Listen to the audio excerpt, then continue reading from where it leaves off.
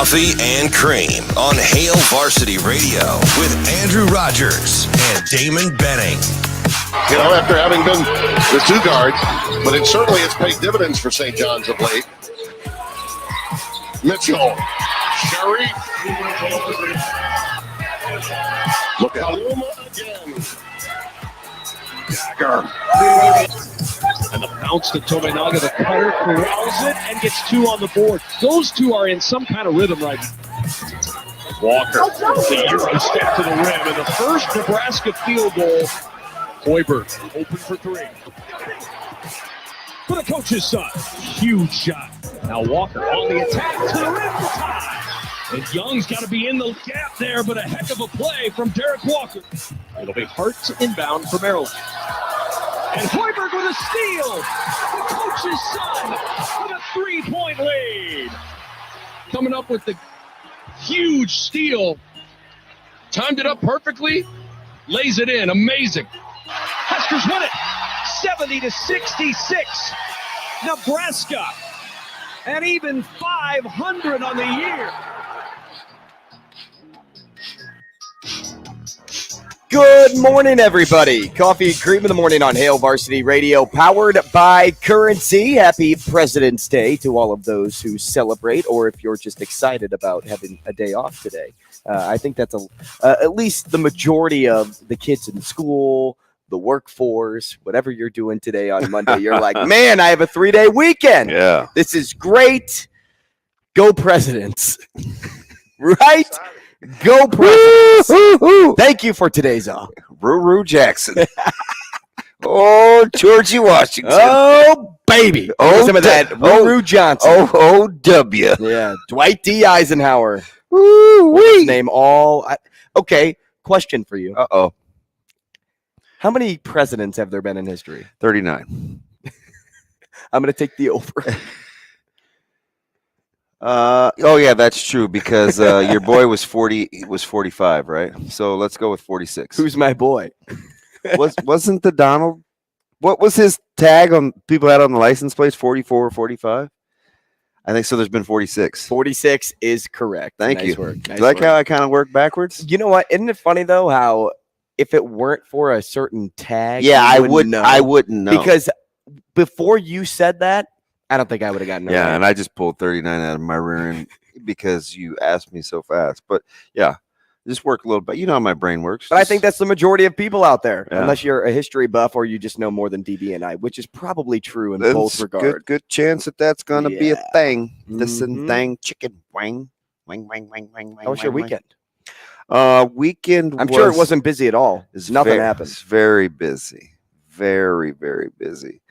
So we had baseball, we had state wrestling, which preoccupied my time. We had an overtime high school game against Bellevue West that was sensational. Millard North girls with an impressive win in a top 5 matchup over Bellevue West, so that was cool. West Side girls hung in there against Bellevue West the following night. And then local basketball. I'm not sure how I feel about baseball. I was talking to you about it earlier. Did I expect only 2 wins out of this weekend? No. I don't think so. So, I don't know. We'll see. I'm not going to start that whole. It's opening weekend. Yeah. It's opening weekend. Yeah. But, I mean, you do got to find a way to probably play a little bit better. I think it was expected for Omaha to have a tough time. No doubt. On No their doubt. roadie, but I think he wanted to That's why fare. they schedule like that. Yeah, I think he wanted to fare better in San Diego. Yeah. Shane, You want to be competitive there's in an Cali. Anchorman reference in there. You want to be competitive in Cali.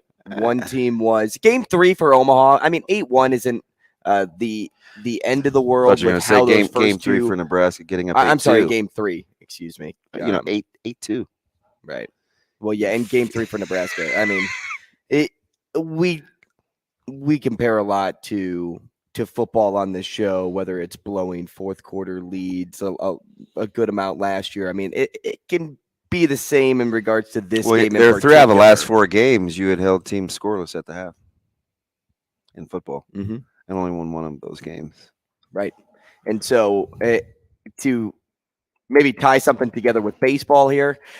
You got to find a way to win. And man, It's boy, let's talk about maybe some of the adversity Nebraska had to overcome in that game. A hit by pitch, and then was it a lean? Is that how it went down? I guess a lean. Okay, we'll call that not lean cuisine. A lean, not lean back. Pitch. A lean back, and then a half inning later. Yep, you're in trouble. Similar instance, and let's just say the head coach at Nebraska didn't like what he saw and didn't like the call. But here's the thing, though.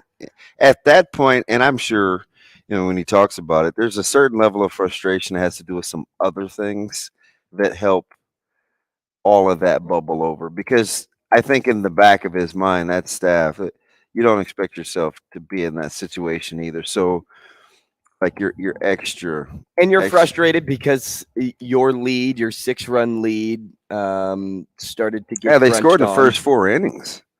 After kind of, I wouldn't call it a dormant weekend, but I think they expected a little more offensive oomph until that Sunday. But I think a lot of teams wanted that. Creighton, however, did provide that at McNeese. Yeah. My family was in town this weekend. Yes. I had the parents. I had my brother. How were things? The weekend was fantastic, and I imagine. And this was only my 4 hours with him, roughly. I would imagine your brother is a lot more cool than you are. Isn't the word cooler over more cool? Is that why I'm not as cool as my brother? I think the delivery of the sentence matters. It's why is he cooler than me? He just seemed some good things. Yeah, that, Bo. He just seemed like he was a little more like he could hit a changeup or a curveball a little better.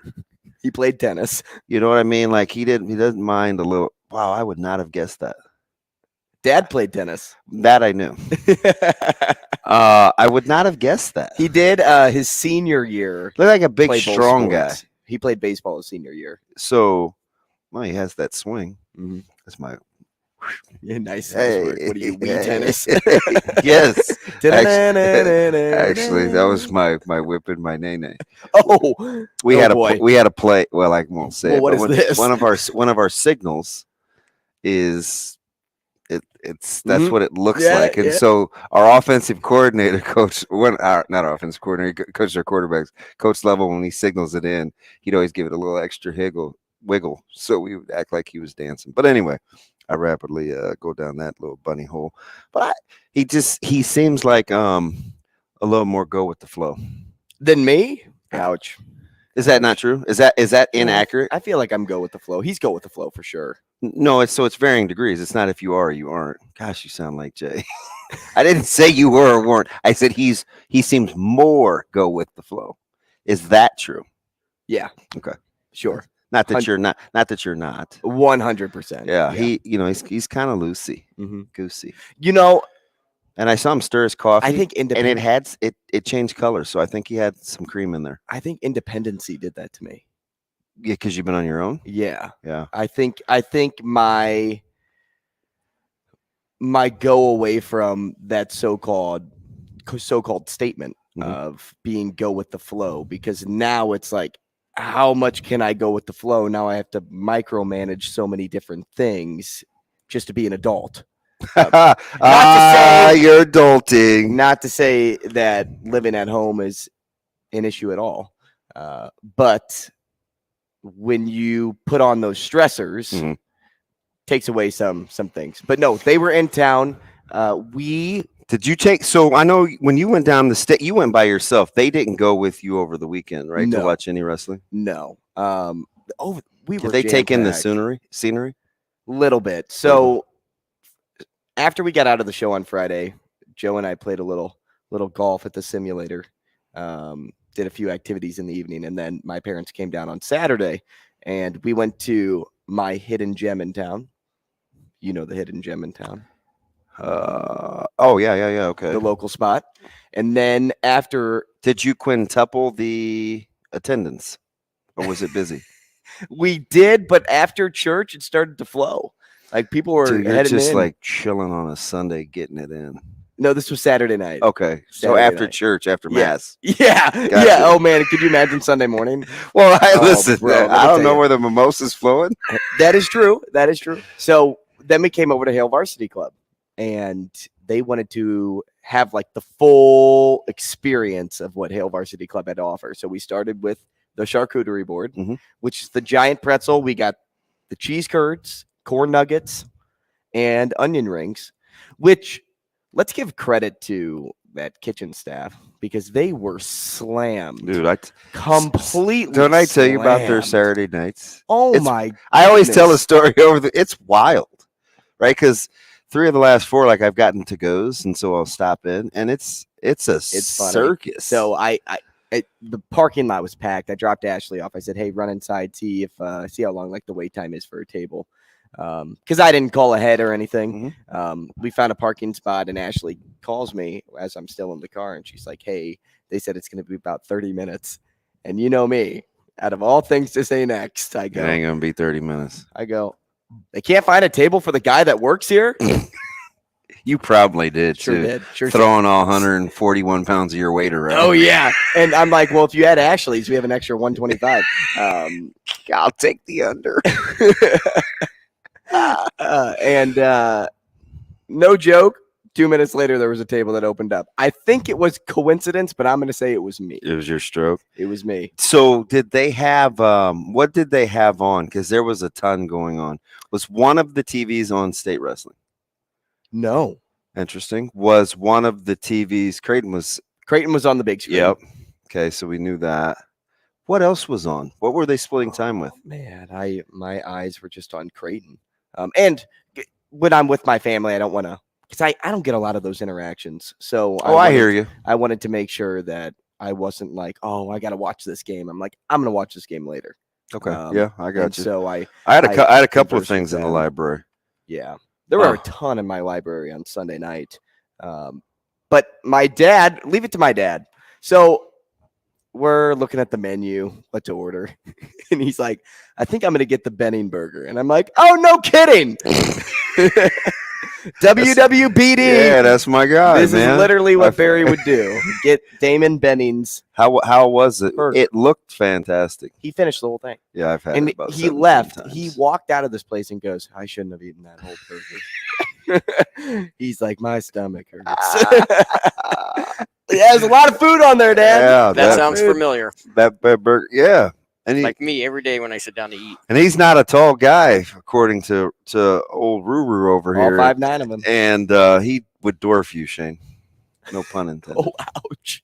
But So it was a good weekend. but I couldn't tell who was fanboying more, if it was him or if it were you when I was texting you about him getting your burger. yeah, Were Captain you America. fanboying more than my dad? Was he? I just felt like fanboying? I just felt like he had pretty good taste. You guys would get along. I felt like he had pretty good pace. It was taste. It was such a crazy weekend, like emotionally. Like because I didn't want to watch. And Alvin Mitchell. I've told you this before. Like when we're at games together and Creighton's playing, we're both in a dilemma. He's just being a good parent. I'm trying to watch Creighton. I'm trying to work, right? Like. And be a good parent. But yeah.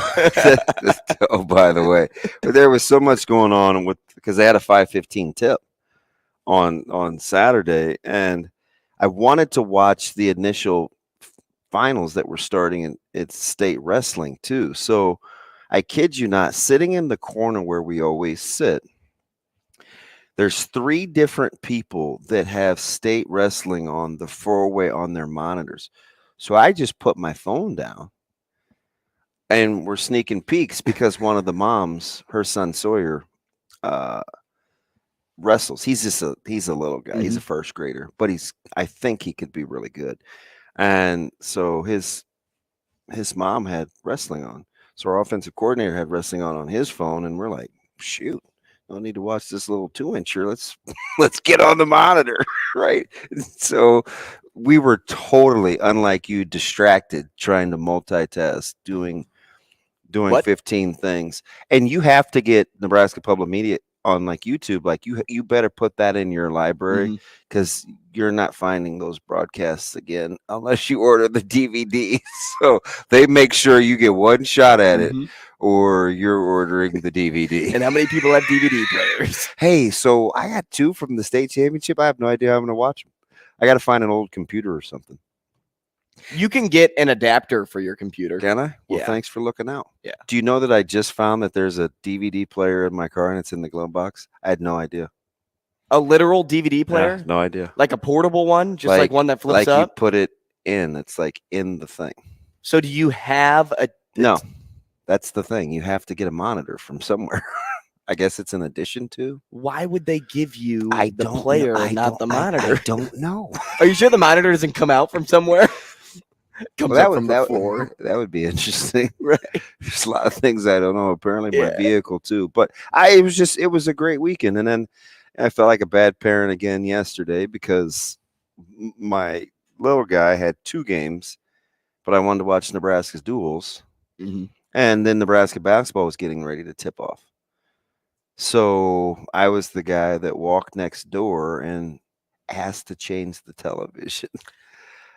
Can you really be that guy though? Here in the state? So I cased the joint for like 10 minutes. I took my time because I didn't want to around be the building like you did yes, this morning. Yes, I did. I needed some fresh air, and I wanted to see, since it's trash day in our neighborhood, I wanted to see if it was going to be trash day here. So I looked to see what was in the dumpster back there. You know what's great? Were you guys wondering what I was doing? You know what's great? We have a What? door right here. That Yeah, leads so- you to the back. I took the scenic route and I didn't even take my keys. But anyway, so I looked around and I went in the there's like 3 TVs on the end, and it was people were bowling and whatever, and I just wanted to watch television. So it was golf, something getting ready for the All-Star game. Oh, NBA. So it was on like the NBA Right. channel, and then the other one was XFL, and I was like, oh no. Like I did watch XFL this weekend. So did I. But we're not doing that. We're gonna ask to change this television. We're gonna put the TV in the middle on the duels. So, and the guy was cool, man. It's an older guy. You could tell so it was just in time for me to fret and then be okay with what Nebraska was doing on the mat, because it was a slow start against Arizona. And then you were then I watched infatuated with Pinto. I am. I was truly infatuated with Pinto, but I've been kind of telling you this. Wrestling over the last couple of years, all the things that I grew up knowing and seeing are like archaic and unconventional, or too conventional now. Now it's like it's so unorthodox and so customized. That's such and To the such person. That's such and such move, or that's what he does, or that's what she does, or that's how she. There is no. Do you ever notice too how I've seen some this weekend. I mean,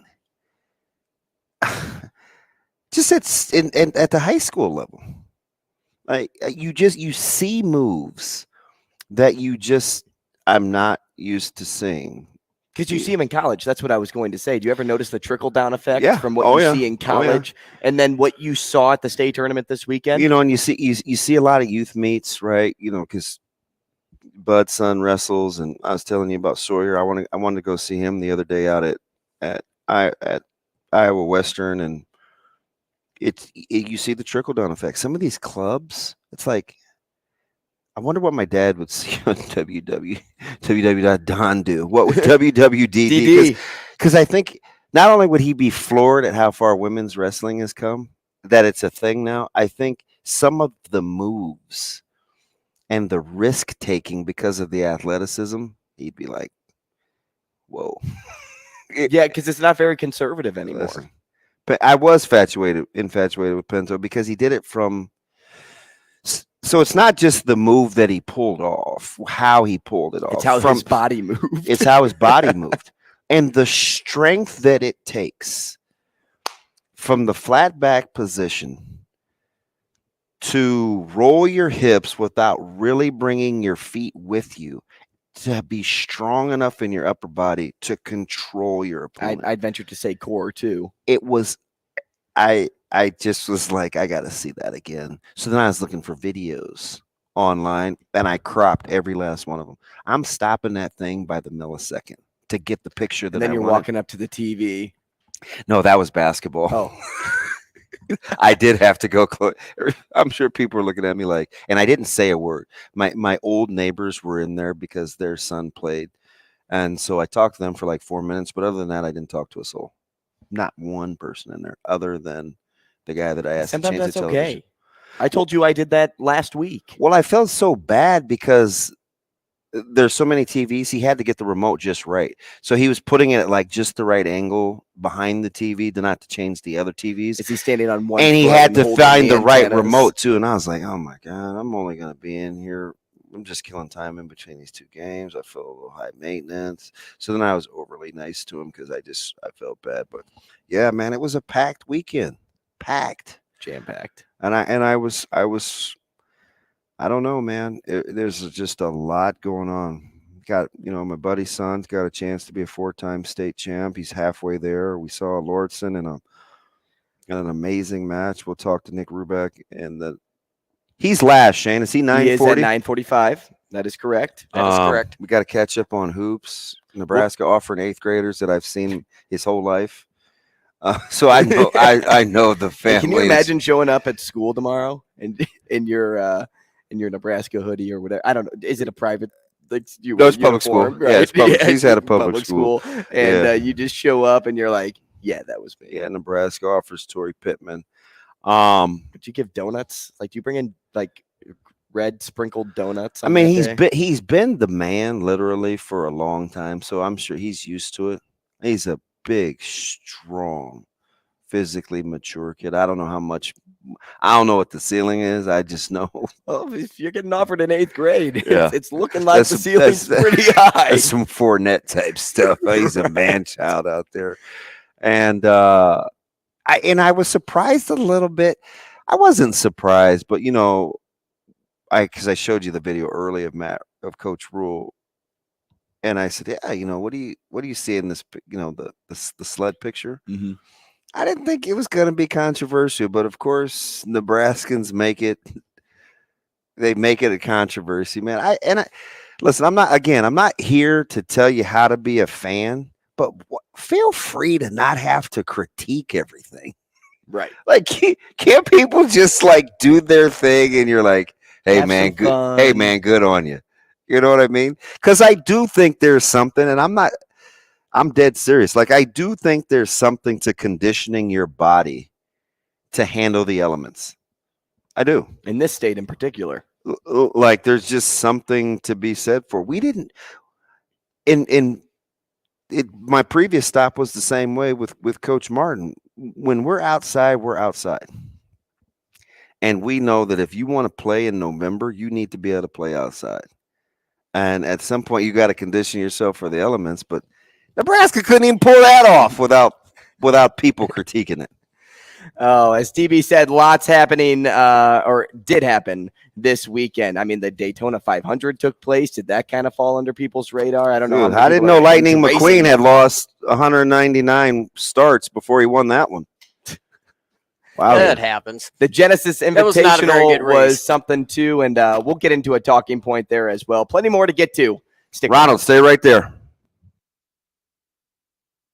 Rogers and Benning will be back in 5 minutes.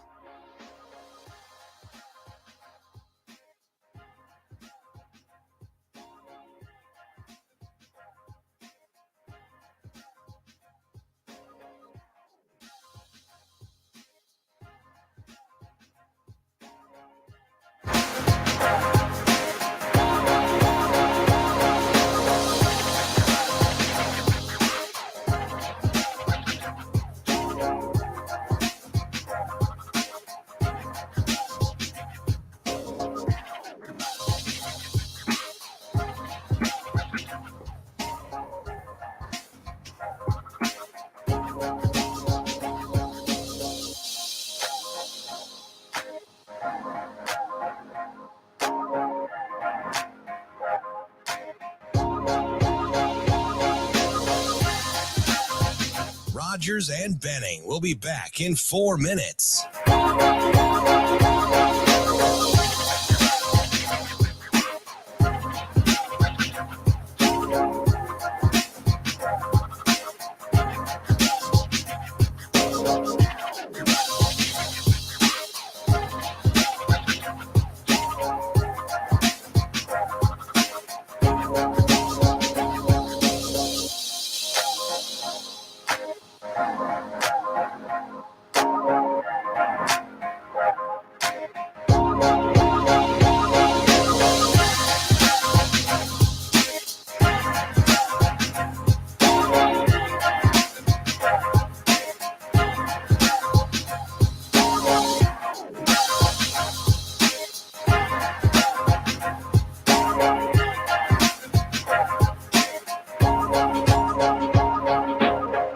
Rogers and Benning will be back in 3 minutes.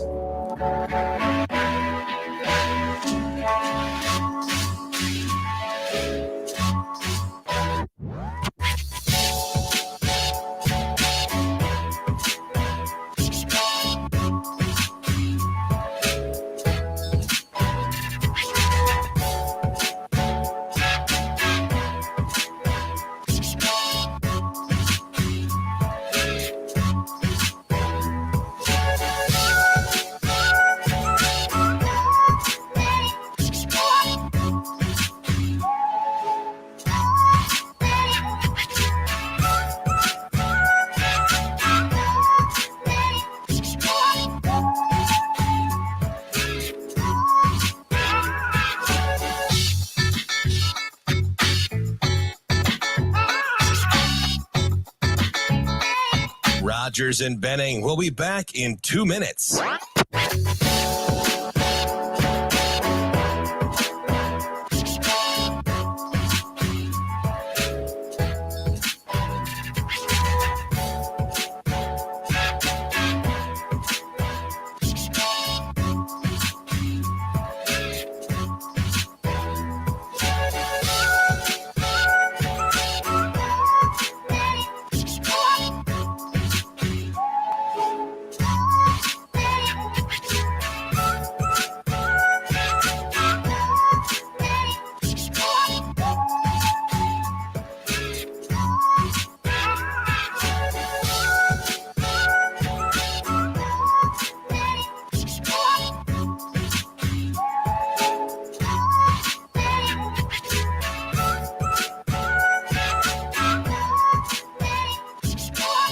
Rogers and Benning will be back in 1 minute.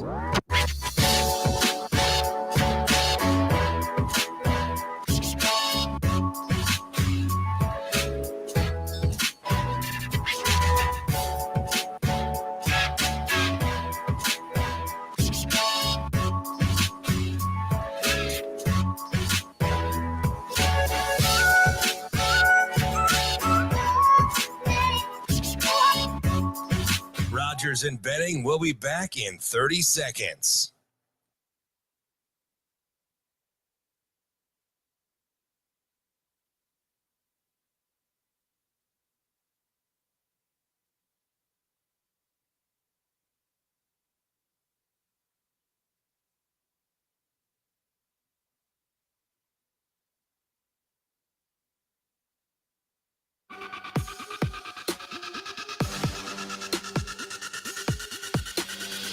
Coffee and Cream with Rogers and Benning on Hail Varsity Radio.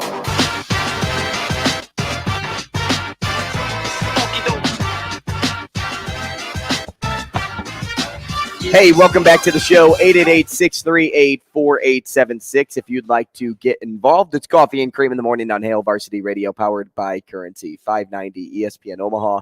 We are KFOR from 9 to 10 in Lincoln, live on YouTube, live on Twitter. Everything turns into a song for Damon Benning, who is sitting to my left in the chair. Both of us wearing OMAVs gear. Oddly enough, we did not call each other or talk to each other prior to. No, sir. It is funny, though, because Friday you wore Nebraska gear, and you're like, man, I don't normally wear Husker gear, and today you're repping Omaha, so tomorrow's got to be Creighton, right? So I do have some Creighton gear. I got a great quarter zip. It doesn't fit the way that I want it to, so I'm a little reluctant. I got a couple nice T-shirts, and I had a nice shoe delivery from this weekend, Shoe fly, don't bother me. courtesy of Creighton. So enhanced my shoe game quite a bit.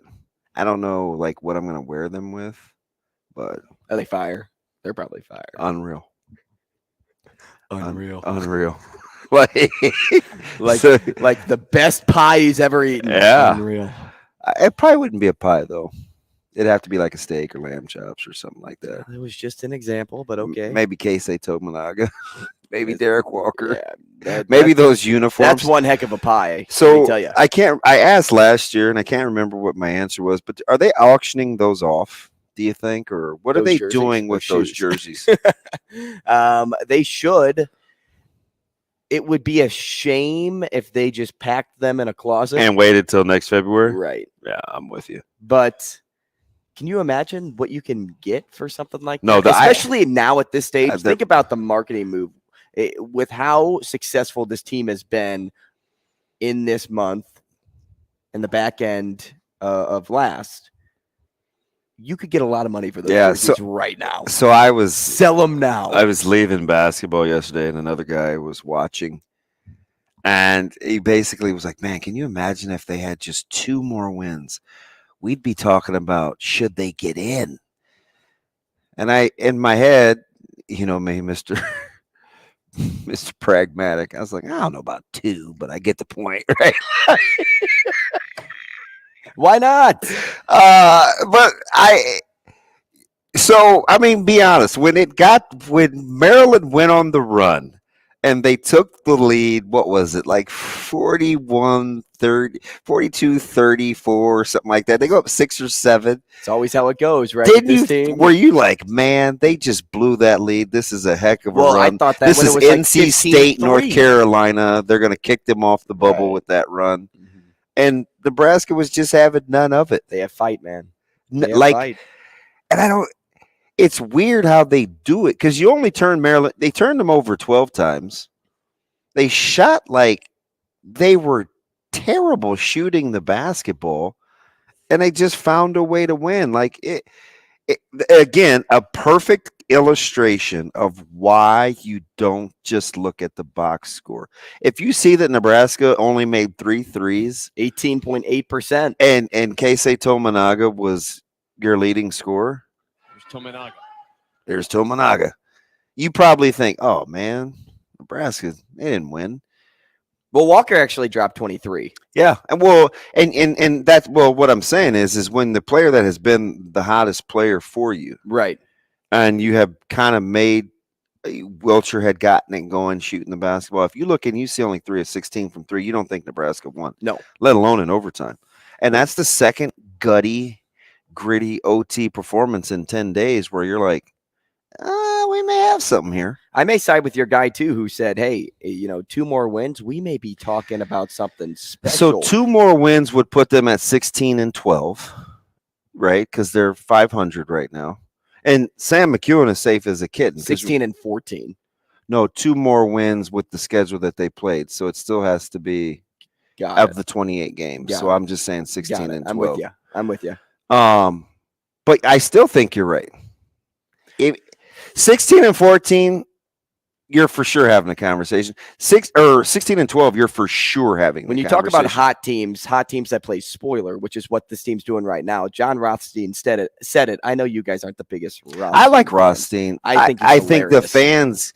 I think basketball fans. So you know what it is, and he embraces it. He made it a shtick. John Rothstein used to pump out news, like breaking news, and he would never cite sources. And people used to drive him crazy because his accuracy was just okay. And so then he made it kind of a thing, sources said. And he would not cite sources. And so then I think fans just kind of started to get on him a little bit about it. But I like his creativity. I think it's hilarious. But he said last week Pinnacle Bank Arena was where Big Ten bubble teams went to die. And then he said this week is where teams in the NCAA tournament picture go to die. And, if you looked at this Nebraska team with how well they're playing right now, this is if you could make them an honorary team into March Madness, they would upset some people. That's that is this team. They would be a so-called 12 or 13 seed that would beat the 4. Yeah. That would beat the 5. I don't know about that, but listen, I'm riding this wave. Hey, but since you can't do that, since you can't be the honorary team, how about you just win the Big Ten? Hey, that's not how it works, is it? Right? Isn't that how it works? Right? You just you get in by winning your conference. They've been hearing this for the past 2 months, and right off, yeah, showing no attention. And when I say showing no attention, the fan base isn't totally engaged with the product of basketball. It's more, hey, what are we doing with Hoiberg? Oh man, what a season this could have been. And the team reacted with belief, they reacted with hope, they reacted with response, and they reacted with buyback. Dude. And who would have, and I remember a couple weeks ago, you were so mad over the disrespect for Coach Guard at Wisconsin. You're like, it's 2 Big Ten titles and blah, blah, blah. Would you have thought, though, real talk, Nebraska would only be trailing Wisconsin by a game in the Big Ten? Nope, not one bit. That's unbelievable. Not one bit. And it's and a couple of those, it's always, I'm telling you, it's a heck of a coaching moment. It's not just coach speak when you say to stay in the moment and maximize, because you know what happens typically at the end of the season when you have some regret? If we only would have. Man, could we go back and get? So what you have to do is when you're in that moment, make sure that you're not saying that to yourself at the end of the season. Because Nebraska would like to go back and get a couple. And if you're talking about literally a 2-game swing, imagine from 14-14 to 16-12. Now you're having some serious debates. Because Nebraska men's basketball is doing everything that, unfortunately, and she's one of my favorites, Nebraska women's basketball hasn't been able to do, and that's overcome injury and get timely wins. And so they're trending in the wrong direction. In a tough, hefty Big Ten. Man, listen, that's big time basketball. That is a great women's basketball conference. And how fast, and maybe I'm just a prisoner of the moment, so tell me if I'm wrong, how fast has Iowa become public enemy number 1 across the board? I get the football thing, but even that was a slow burn. See, you weren't here yet, and it infuriated me that Nebraska would not embrace the fact that Iowa hated their guts. And I would tell these guys, this was probably 12, 13, 14. And I'd talk to these guys, Brandon Riley. I'm like, you realize Iowa fans hate Nebraska. And you better figure out a way to embrace this rivalry because they enjoy kicking your teeth in. Fast forward 7-8 years later, the back and forth between Nebraska and Iowa are ridiculous. And just yesterday, poor Doc, we may have to get Scott Docterman this week.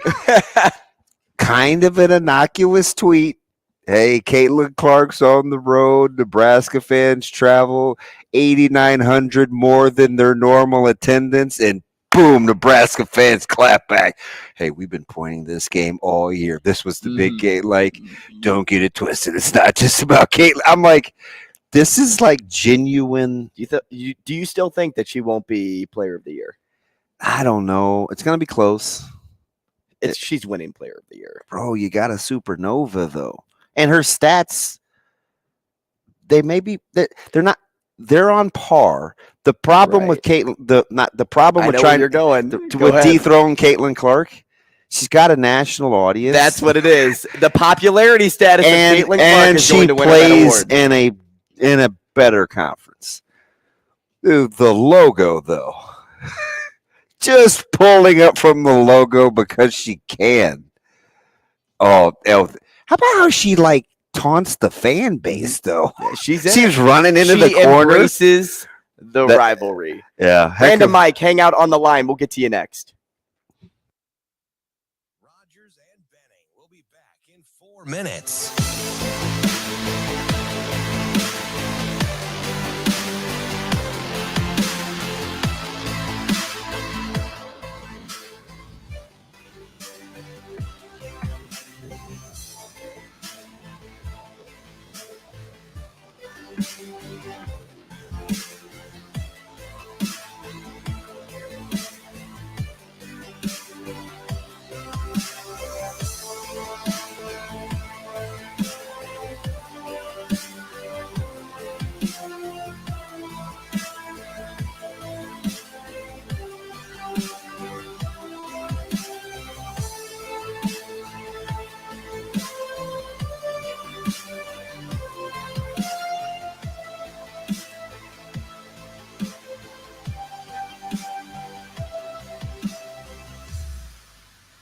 Rogers and Benning will be back in 3 minutes.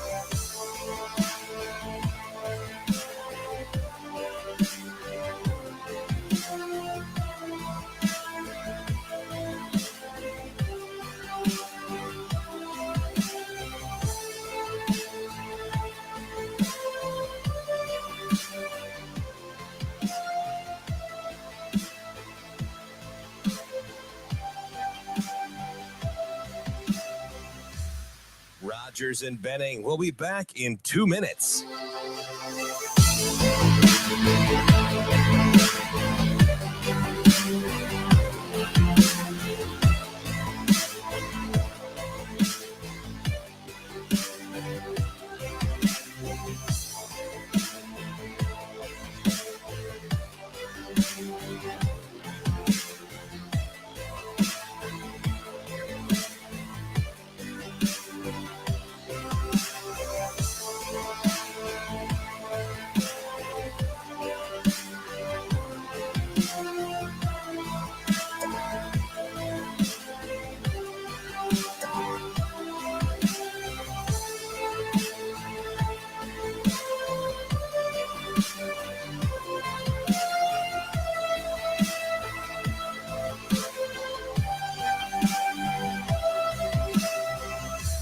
Rogers and Benning will be back in 1 minute.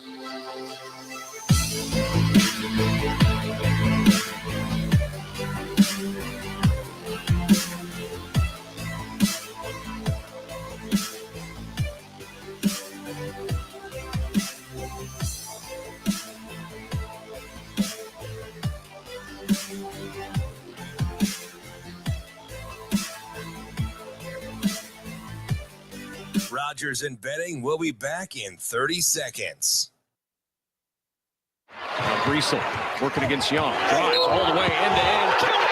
And the foul.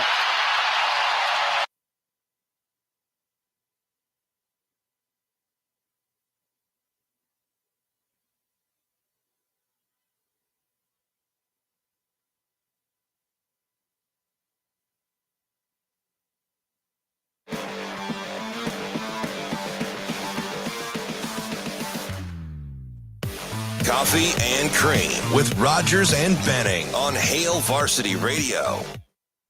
And that's really the offense, and what it's centered around is trying to free up Tominaga for threes, because the attention he attracts just like this, right on cue, can create opportunities for others. But his movement without the ball, Kevin, is as good as you'll see in college basketball right now. His skills setting up a television conversation, excellent as well with that three. Right? It's like, really do appreciate that. That's the man they call the Japanese Steph Curry, Keisei Tominaga, shooting from the logo, as we talked about, like Caitlin Clark kind of does for Iowa. You heard from Nick Baugh and Kevin Kugler. They were on the call for that game. And as we finish up our thoughts on Nebraska basketball, let's go to line one. We'll talk to Random Mike, who believes Nebraska is going to the NIT. Very well, Mike, good morning. Hey, guys. NIT for the men. and the women is a really good thing. But the question I have for you guys is the plus-minus stat in basketball. Is that available to us fans? I'm not sure. So sometimes it is, Mike, like ESPN will sometimes do it, but you're right. We do. So I think people in the media get it from our stat broadcast. From box scores. From the stat broadcast app. Now, what does that mean, the stat broadcast? So if you have games, like let's say I'm getting ready to do a broadcast, you can log into what's called Stat Broadcast. It's like the national app that the colleges use, and they use it for all the sports. So even when I'm doing like CWS or basketball or football, like that stat app is available. So they do all the sports. Like I should send you the link. Well, I'm talking to. And they always do plus minus. They do sub in, sub out, innings played, innings pitched. Like it's really, really thorough. So it's not like Matt Coatney said that it's available to fans and him. And I know like Ken Pavelka after a game would mention the plus minus stats for different players. Yeah. And they don't publish that in the stats that Nebraska fans get on the website. Yeah, that's a great question, Mike. It's because both those guys, Coatney and KP, they use Stat Broadcast. And Stat Broadcast can you use your Go ahead. Can you use your influence to have them publish that with the stat line in the box score? Because a lot of people do. I know the NBA does that. But here's my point about the Nebraska, the men's game. Those two reserves, Keita and Fred's kid, Sammy, we don't win the game without those guys, and their plus-minus that had to be really good, don't you think? Yeah, absolutely. Yeah, because Sam was 5 that game, and Keita was actually -1, but that's relatively okay. Mike, you're the perfect guy to ask, because I feel like I talk about plus-minus all the time, and I always preface this, Mike, and I say, I know plus-minus isn't the end-all, be-all, because it's interesting. Sometimes it matters who you're on the floor with. Right, no, when you're out there. So how important do you think plus minus is? Because I go back and forth, but it does mean something. No, it's like a lot of things. It's not perfect, but it's a good thing. So let me ask you something, because I got to ask Mike this, because he follows women's basketball close too. How much of what we saw with the crowd and Coach Williams and kind of her imploring the fans, and Nebraska was building to this all year versus the Caitlin Clark being in the building distinction did you make? Right. I was talking about Doctorman's tweet. He's like, Nebraska, 8,900 over attendance. And I was like, yes and no. They've been wanting to build up to this game forever. And Caitlin Clark did happen to be in the building. But all the autograph seekers didn't help my argument. Yeah, and how many Iowa fans, I think a lot of Iowa fans did not come dressed in Iowa gear. See, it didn't look like it. Like they had their little corner and then the smattering, but wouldn't you think that I think there were more of them there than we know. Yeah. Because if you're an Iowa fan, this is a very special Iowa team, and she's a generational player. You would come to Nebraska to watch. I'd probably agree with that. What do you think? Can I ask you one more question, Mike, since you are in the know all the Absolutely. time? Why do you think Nebraska men's basketball is able to overcome the injury situation quicker or easier than the women's team? Just the depth? That's a great question. Yeah, and Widener, I don't think you can underestimate how important she was to the team, don't you think? Yeah, I listened to her. I'm a big Connor guy. I went back and listened to that interview, and her explaining all the things that Widener does. I was like, it's a pretty extensive checklist. And she's the best athlete on the team. How do you feel about the net rankings? Accurate or no? Yeah. Like, that's beyond my pay grade. I have no idea. But let me tell you about Iowa fans. Okay. Let me tell you about Iowa fans. I deal with them all the time. And I was a double agent because when Mike Gasell went to Iowa, you used to call me about Mike Gasell. Do you remember those days? Look, when he went to Iowa, and the same thing with Leah Brown, at Michigan. These are my favorite players. So when they didn't go to Nebraska or left Nebraska, I was still rooting for them. And guess what? I started rooting for their team. Mm-hmm. And I was rooting for Iowa then, and I became close to them, and I realized we don't like Iowa. They hate Nebraska. There's a difference. Isn't that it? So I was just telling Andrew that. Do you think now, though, Mike, Nebraska fans have embraced the fact that they really just don't like us? I think we thought we were kind of too cool to like get in the weeds, but it's personal. Oh, definitely. And I'm a little disappointed that, for example, the volleyball player, Mendelson, I thought she would be more of a factor Maggie? at this point because I think her best game was her first game. Yeah, and I'm not sure what's going on behind the scenes, but that versatility, because didn't you think coming out she was going to be a better basketball player than a volleyball player, or did you think volleyball over basketball? Yeah, I honestly had no idea, but I love the fact that she's going for both. And let me tell you what my dream was, and then I'll go. Okay. We talked about Cam Kozel and his tremendous talent. My dream was he would go to Nebraska and do what Schwellenbach did on the baseball team and also play quarterback, and that would be fantastic. Mike, you're the best. Call us anytime, buddy. Love you. Bye-bye. Hey, thanks, Mike. He's Going back amazing. to your first point, I'm on the side of plus minus mattering. So, do you know what? Full disclosure, Go, because you're a hockey guy, so we can have this That's conversation. why plus minus matters. But it's gotten antiquated in hockey. Right, and I actually got into it with a former. Would you player agree? one time about plus minus. Yeah. Plus minus in hockey has kind of turned into what RPI is in basketball. A little bit. It used to be the end all be all. Now the way the game is played transitionally and two way, I'm like, I still die on the hill though of especially in hockey. It's a total team game out there. Everybody has to be moving. You have to be doing the right thing. You have to be in the right. Yeah, but spot. what if you get always caught have in like the middle of shifts? It might like who you're on the ice with. So that's a little bit different when you're talking about line changing. Pass up, up the ice, breakaway goal. Okay, well you can't really handle that. Yeah, you get attributed with a minus on your stat, but all in all, more times than not, you see goals taking place on PKs. You see goals taking place on 5-on-5 play. There aren't all those runs anymore. I haven't seen, at least this year in particular, I have not seen a lot of runs where a line change has caused you to get a minus on the box score. So what about this? Jazz Shelley and Lex Markowski stay on the floor. You sub 3 out. Hybe gets a blow. Mm-hmm. Iowa goes. You're in the fourth quarter. Iowa goes on a 10-1 run. Right? You're gonna get. That's a -9 in terms of plus minus with time on the floor, but it's not necessarily indicative of how you as an individual were playing. No, it's the team. It's a team stat. So, and that's why I like it. But to Mike's point, when you talk plus minus and use individual players,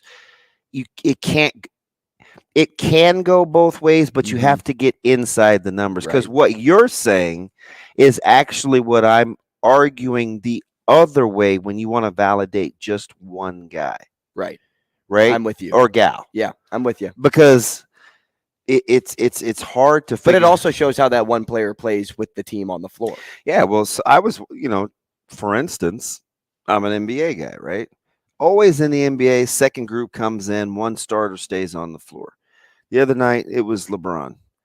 LeBron stays in the game. He's got 4 guys on the bench. From the bench, they're playing Portland. Portland subs as well. Lillard takes a blow. LeBron goes like +7, something like that, against Rip City. And I was like, see, that's why I don't really love plus minus. Like, he was clearly the best player on the floor.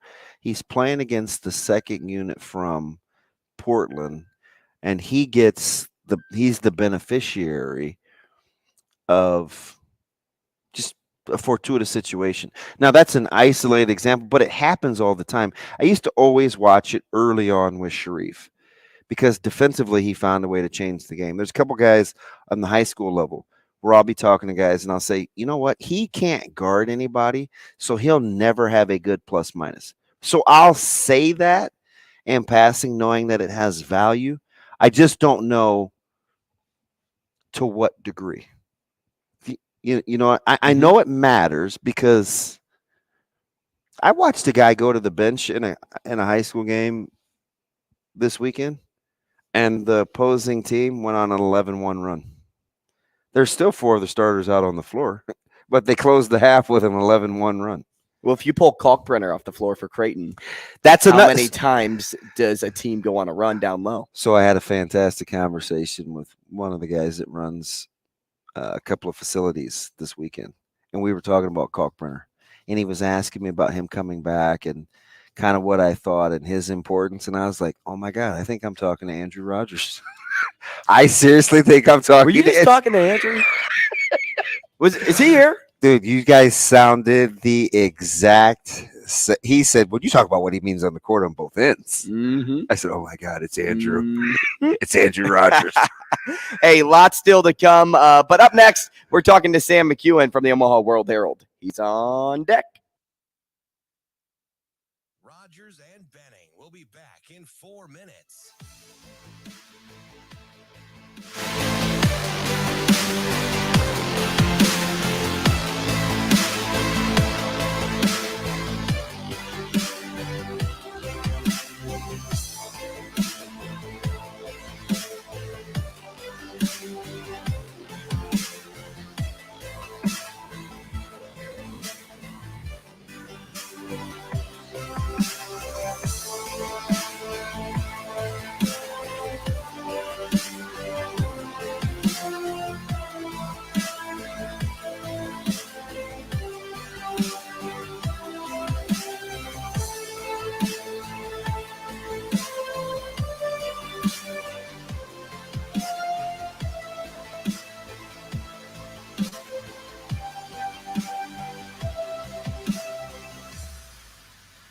Rogers and Benning will be back in 3 minutes.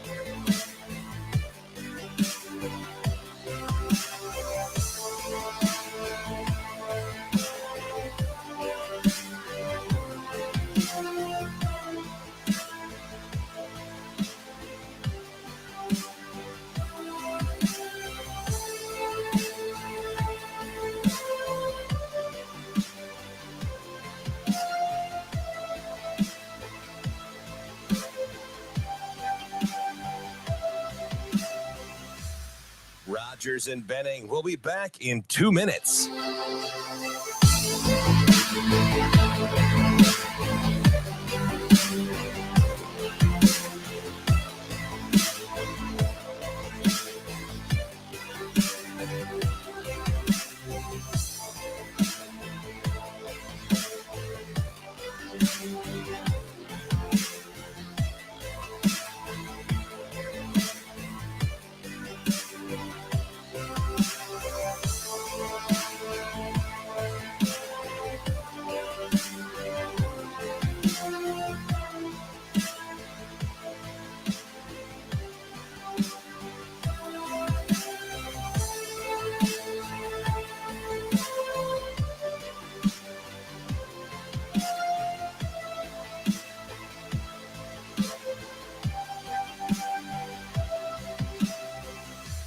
Rogers and Benning will be back in 1 minute.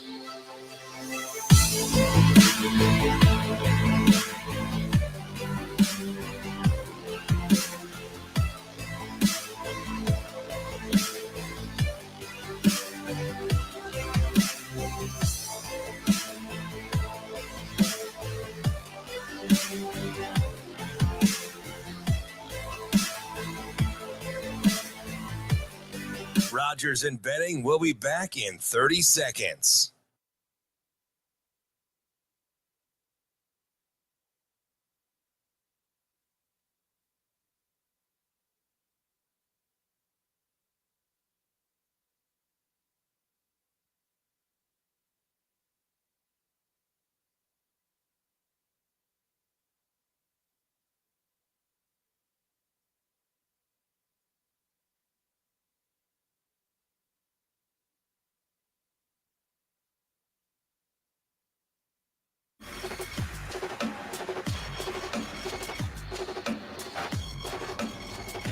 Coffee and Cream with Rogers and Benning on Hail Varsity Radio. Here is the sports editor for the Omaha World-Herald, Sam McKewon. That's fine.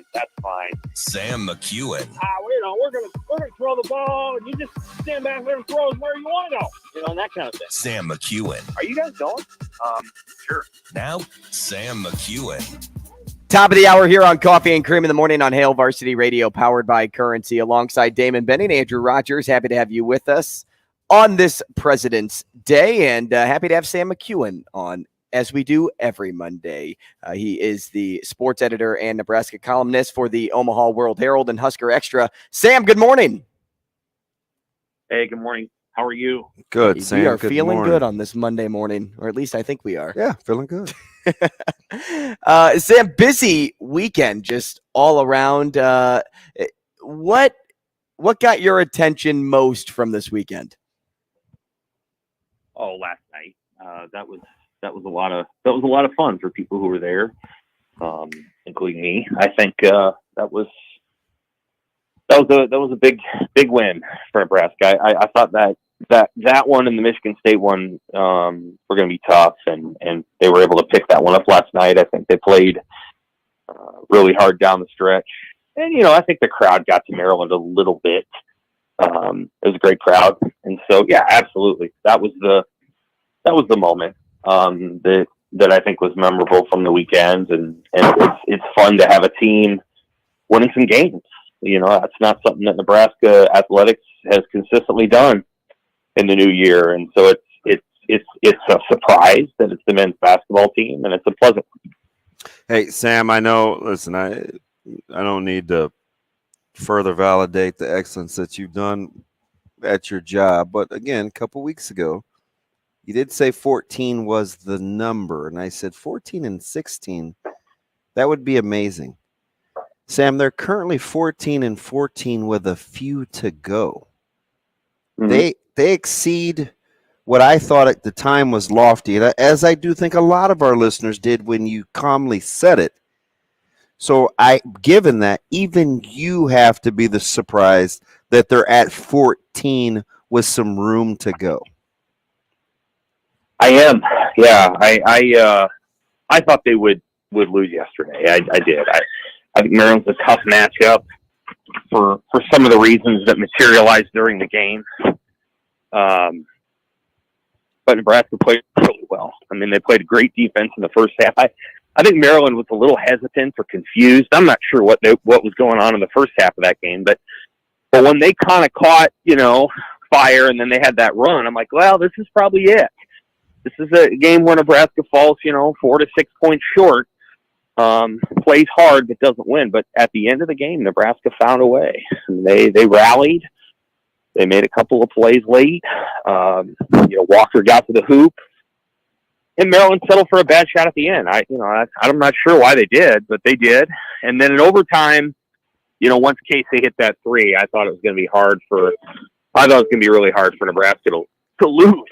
And then Sam made that play, and here we go. They have kind of a week off, and now they play Minnesota on Saturday. They should win. Although watch that game. It's not going to be easy as people think. Minnesota's got some talent. And then the big one is Michigan State. And if they win that one, they got a real shot at the NIT. So we'll see. We'll see what happens. Sam, from what could have been to what can still be, what do you think has been the biggest motivating force for this group down the stretch of the season? Casey making threes. This is a team that I think really needed somebody to make some shots. They just needed some good things to happen on offense because they had played so hard on defense, and then they lost their two best defensive players. Casey making threes, I think, has been the difference. He scored 30 against Penn State. When they're down 17 against Wisconsin, he hits 2 threes in a row to get it to 11. And since then, he's been pretty unstoppable. So Maryland did a great job of defending yesterday, by the way. They did a terrific job. That's a great defensive team, and they got a chance to go to the Sweet 16, Maryland does, because they play defense. But, Casey is that's the reason. I mean, and I don't want to diminish anyone else's contribution. Sam Hoiberg's been great. Blaze Keita's been great. But if you're talking about the primary thing, it's him. It's making 3-point shots. It's how about Derek Walker cutting down on those careless turnovers? Because I think, how about D-Walk kind of cutting down on those careless turnovers? Like, I don't want to undersell the fact he's taken a little bit better care of the basketball these last handful of games too. And I that along with Tominaga's emergence and kind of basketball IQ, because he's gotten more 2-point field goals, which I think is a testament to how they're training. But Walker's taking better care of the basketball too. He is. Sam's playing better. Griesel, he's controlling the game more. Steady Eddie. Controlling the pace of the game. They're doing a good job of getting him in back down situations where he can either go to the hoop or he can distribute out of that. He's gotten a couple of transition baskets in each game where he beats the other team down the floor for 2 or 4 easy points. Derek's played well. Certainly, Derek is the best player on the team, perhaps by some margin, and he had an incredible game yesterday. So credit to him, and he's been good all season long, and in a very difficult role where he has to not only play post defense against pretty good posts, including the guy yesterday, but he also has to be sort of the offensive initiative. So no question, Derek Walker is the best player on the team. What Casey has been able to do has opened up some of those cutting lanes. So now they can't just leave him out there. They got to go guard him. And the minute they have to go guard him 26 feet out on the floor, he can get behind people. And we've seen that now, and he gets to the rim and he has worked and worked and worked on making those shots, because you don't make those shots by accident. And so he's really good around the rim. Sam, let me ask you something, because kind of even in passing over the last couple of weeks, we've talked Illinois, we've talked the prowess of Indiana, we've talked about Michigan State has Izzo. You just referenced Maryland as a potential Sweet 16 caliber team. We know about Purdue and their quad 1 wins. I'm on this other little team out there in Evanston. I've kind of said this for about 3 or 4 weeks. Pre the COVID break, I said to Andrew, I said, I think Northwestern is pretty good. I wasn't sure why. I'm still not sure why. I just know they are. What are we missing with Northwestern? Or do you believe? Well, they've got a... Yeah, I mean, I think... They're second in the Big Ten. I think they're 20-7. Yeah. Yeah. They definitely can win a couple of games in the NCAA tournament. I think 1 is probably the appropriate estimate. Well, anytime you got 2 guards who are as good as those 2 guys are... Adij and Bowie? You can't... Yeah, and you can't... Dude, Barry's pretty good, too. Both of them can score. And both of them can isolate and late in the shot clock and make plays. I think they've got a good chemistry and cohesion. Again, this is going to sound odd, but they don't have to worry about Pete Nance getting his shots. No, I do. Okay. Yeah, like it's so they're so bad. There's something to be said for paring yourself down to who you need to be, and sometimes you can have too many guys, or you can be too worried about getting somebody going. I think one of the great things about Nebraska's current team is they don't really care who scores. Case they're willing to let Casey do that, but they also don't care. And I think at Northwestern they've got 2 scorers, and the other guys are content to just do whatever the hell they have to do to win, which I think is helpful. Maryland may have 1 too many scores. That may be part of their issue, is they're always trying to figure out who to throw the ball to. Indiana similarly is, has a definition. I mean, they know who they're going to go, who's getting the ball late in the shot clock, and Trace, Jackson Davis. And so I like teams that have clear definition as to who's going to get the ball and who's going to be counted upon. And I think Northwestern has that. Conversely, the Nebraska women, again, that's a team that probably needs to be driven by 1 player.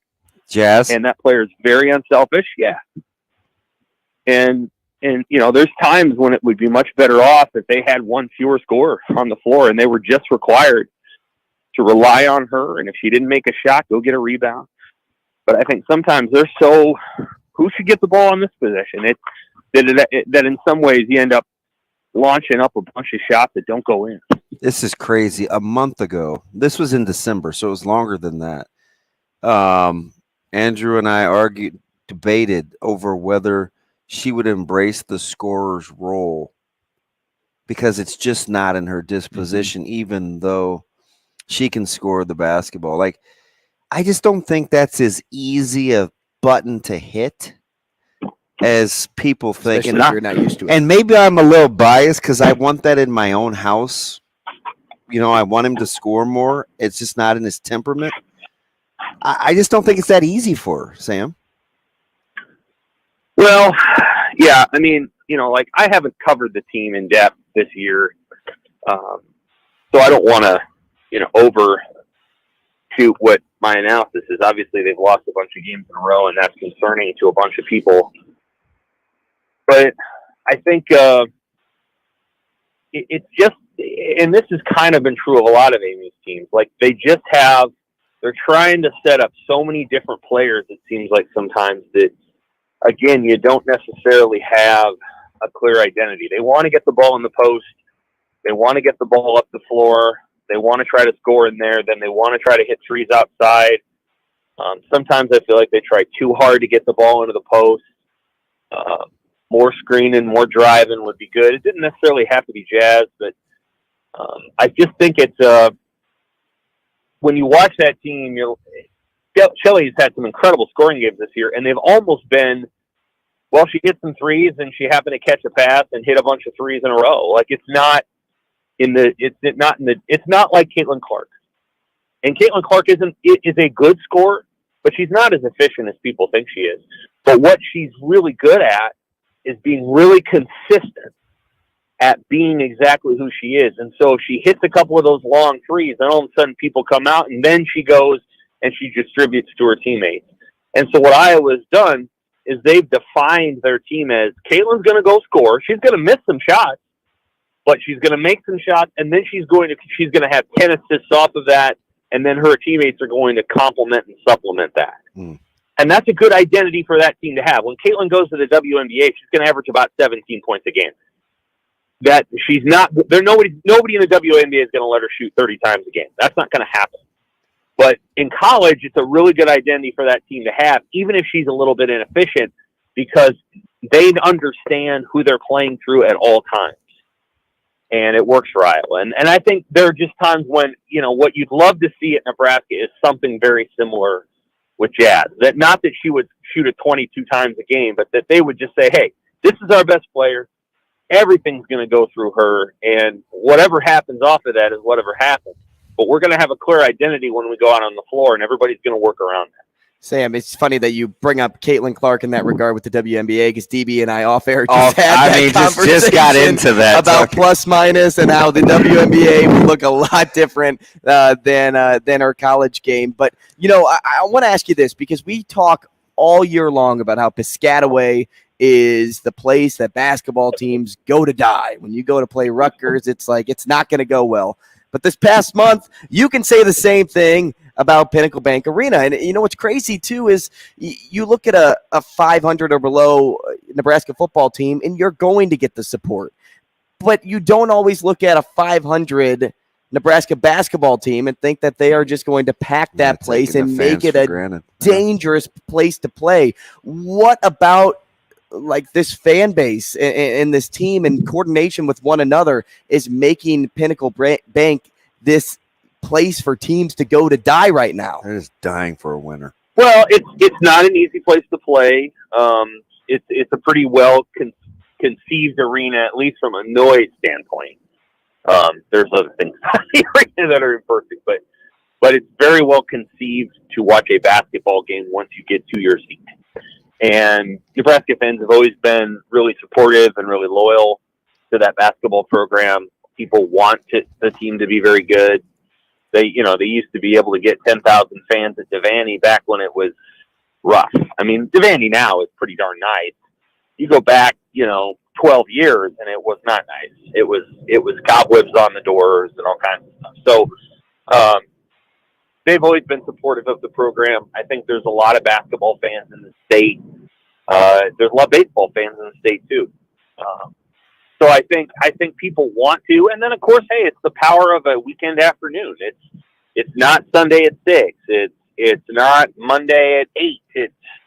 It's Saturday last against Wisconsin, and then it was Sunday at 4. We knew there was going to be a big crowd in there because people either had their late lunch or their early dinner, and then they came to town. So it was a lot of fun. It was a good crowd. I haven't been to every Nebraska men's basketball game since No Sit Sunday, but I'd say that was a top 7 crowd since No Sit Sunday, and other people might correct me, but I think that it was up there. And when Matt Rule did the fist pump right before Maryland's final possession of regulation, they put him on this camera, and he apparently knew it was on him, and he kind of came forward with one of these "let's go," and the fans really lost it. I mean, that was the loudest crowd. That was the loudest cheer of the game, and it helped that final possession. I think Jameer Young is a great player, man, he's great. But he got a little disoriented, I think, and so as a result, it was a little bit of an advantage.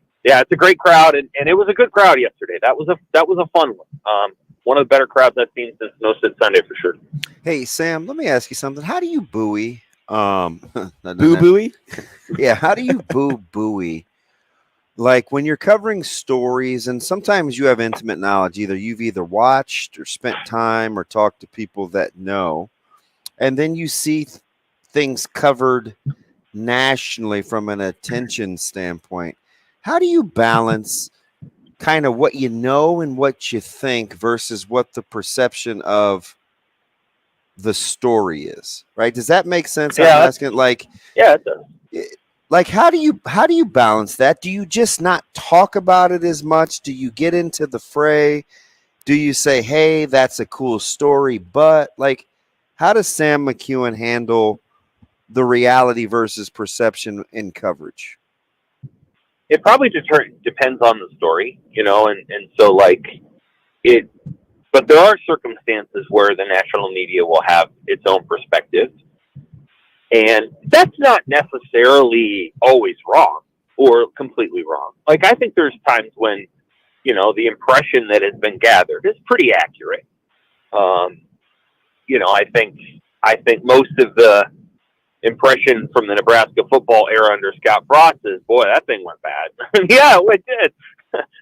So, there's moments like that. I think sometimes you're going to have some stories where they're going to sensationalize it or hyperbolize it, or they're going to create what we call binaries, right? So this idea that it's either yes or no. It's either 100% this or 0% this.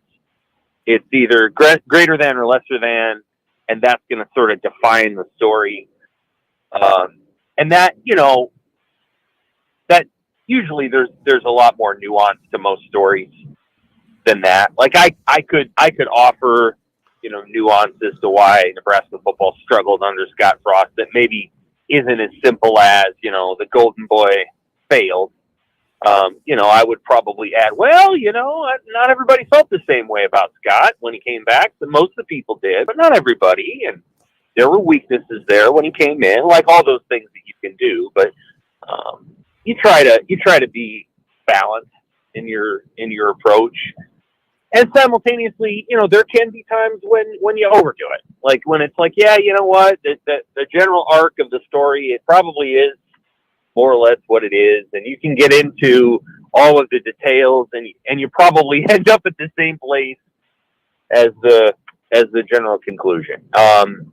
There could be situations like with elections where people are like, well, let's drill down into this very specific detail in this quadrant of a precinct, and then you zoom back out and you say, well, they won because of this group, because of this, and they won by 9 points, so at the end of the day, a lot of that didn't matter. And it's generally true.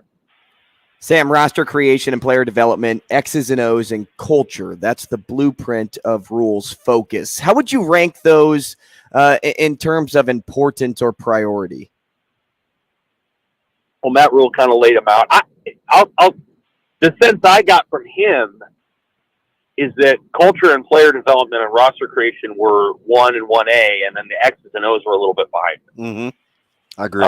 Not that schematics aren't important, but that you've got to get good players.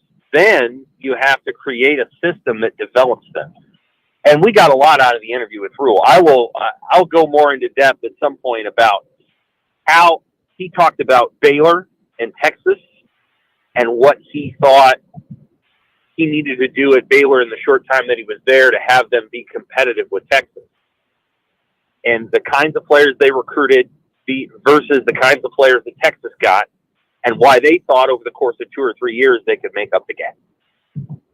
And a lot of that has to do with development, not recruiting. Recruiting is acquisition of talent. Development is improvement. And they've got a system that they think works to develop players, not only their physical skill set, but their ability to perform when it really matters. And I think that's really important to him. Those are the two most important things. And then you have X's and O's, and of course those are great. But I think Nebraska is going to run kind of a pro-style offense that, at times will look really cool, and at times will be frustrating to Husker fans. I don't know if it'll be a full-on pro-style, but they're going to do some stuff and you're going to be like, why are they doing that? You're not going to think that you're watching Andy Reid. Hey, Sam, let me get you out of here. This is on the heels of the winter conditioning video and the snow. And listen, full disclosure, this is a former player and a coach and just a general football fan, right? I wouldn't want to be out there.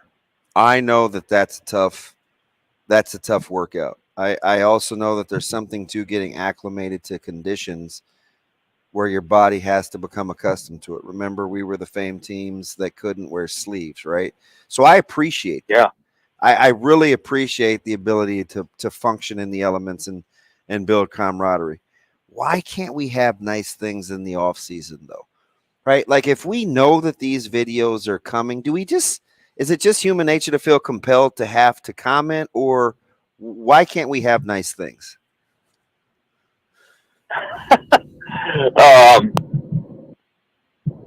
Well, social media today. I mean, that's what's happened. I hate always asking you the levity culture. questions, but sometimes I just need to know that I'm not crazy.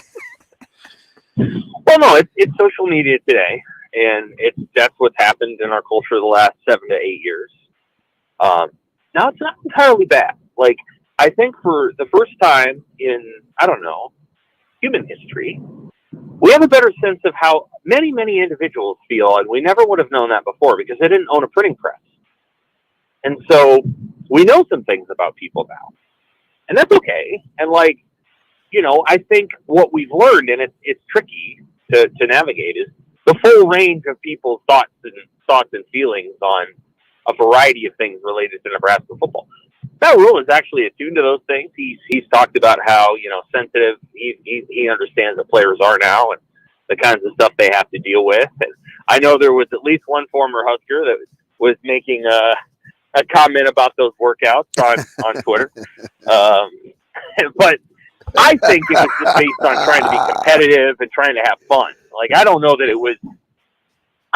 they were out there for 2 hours. I think they're just trying to get the heart going and trying to have a little bit of fun and then move on with the day. I think what Nebraska is trying to do is create a competitive culture of kids that know how to, that keep track of winning and losing at all times.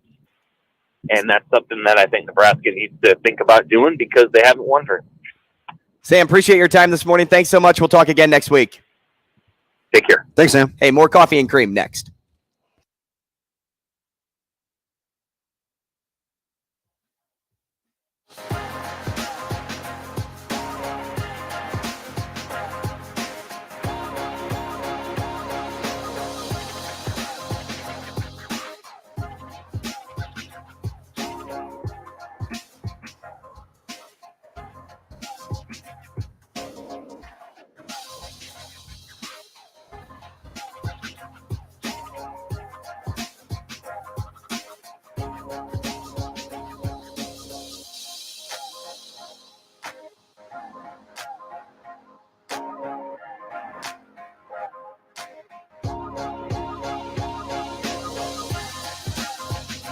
Rogers and Benning will be back in 4 minutes.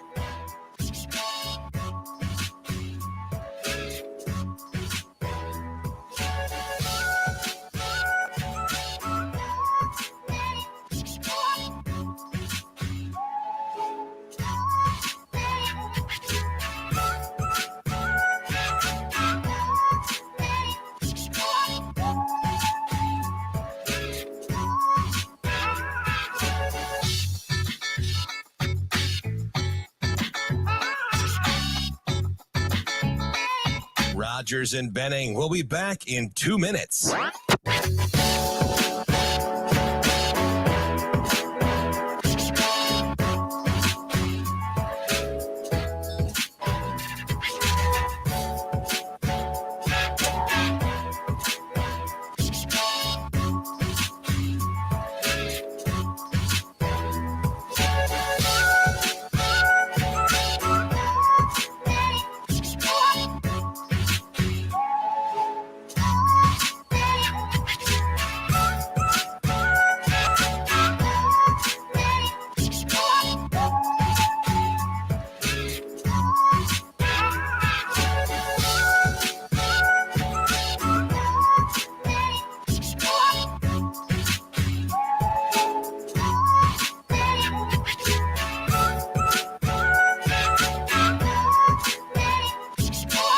Rogers and Benning will be back in 1 minute.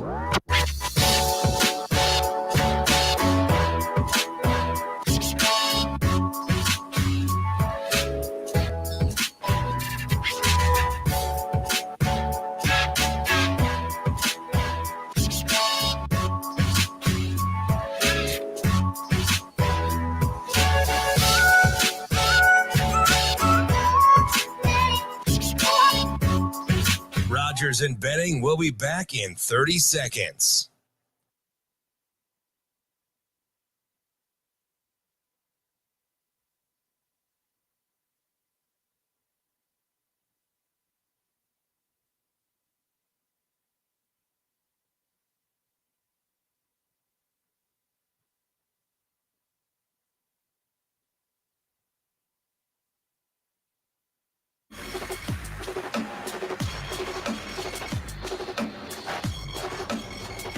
Coffee and Cream with Rogers and Benning on Hail Varsity Radio.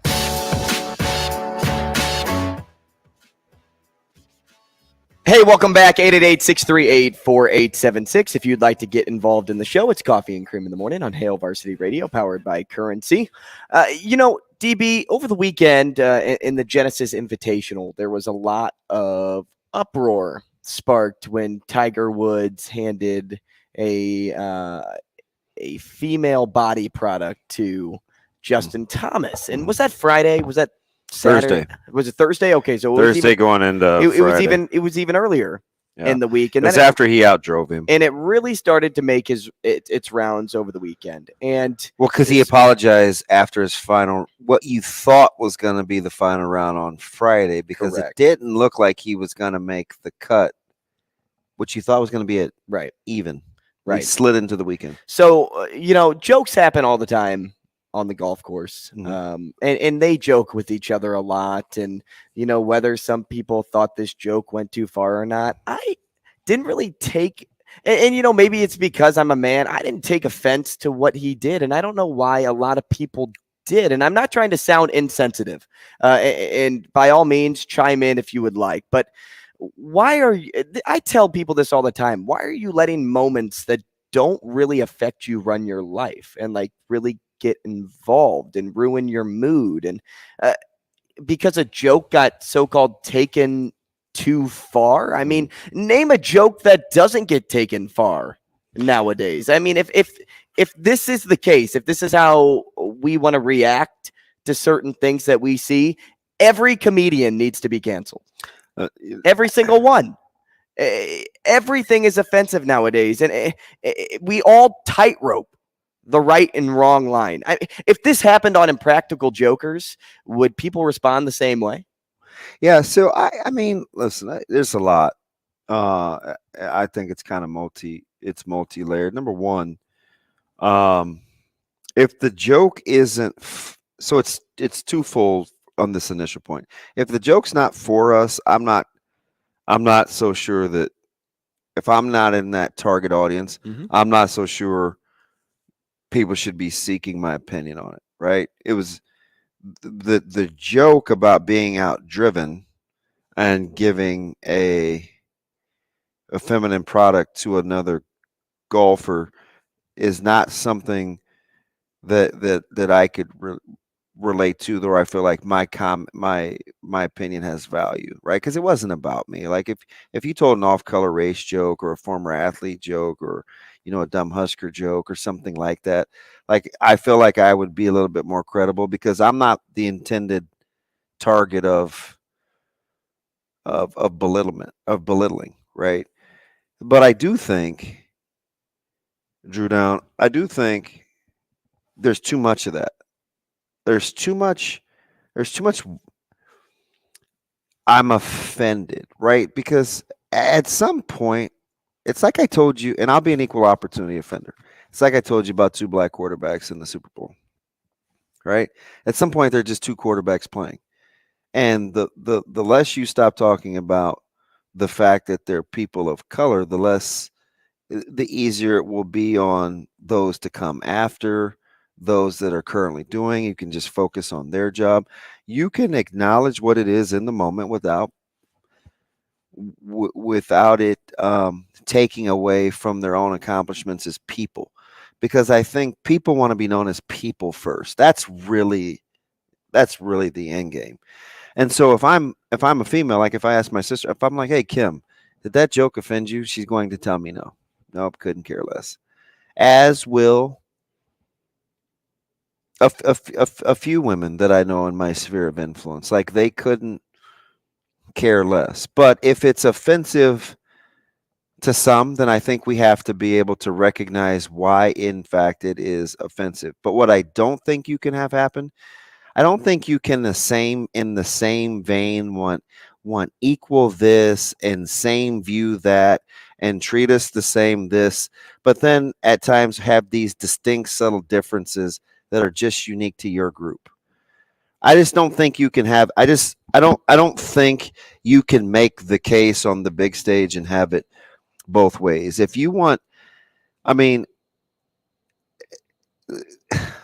there's a difference between equity and equality, or equity and what I would call the opportunity to, like being treated fairly. Like they're two different things, in my opinion. Sometimes we use them interchangeably. So if I'm in the group that was the butt of the jokes, I hear this all the time.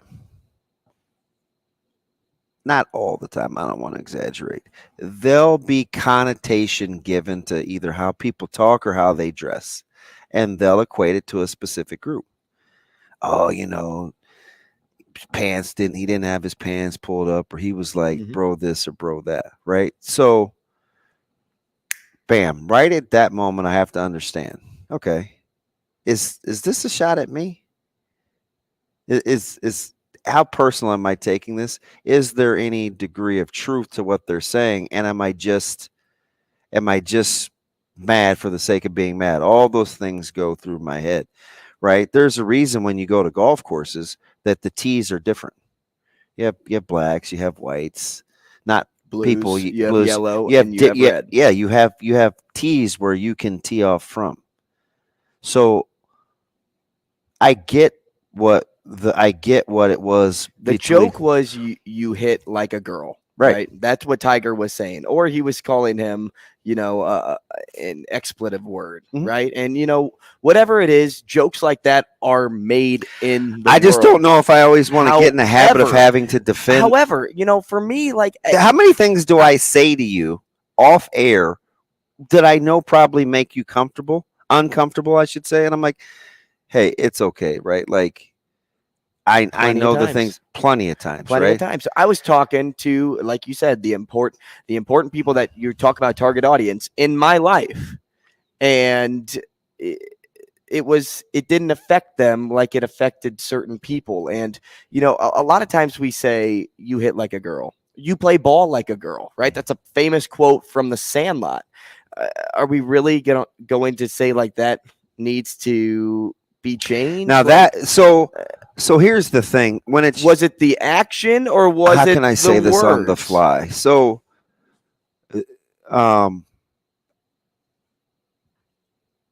what was the analogy that I told you comparing to your brother, right? I said, gosh, your brother seems a little more easygoing, and you said, well, I'm easygoing, and I said, whoa, that's not what I said. I'm comparing the two. I think he's more easygoing. You can be easygoing. I think that's the awkward conversation that people don't want to have when they either compare genders or race or age groups. You're not saying that particular group X can't hit a ball far or hit a ball hard or shoot well.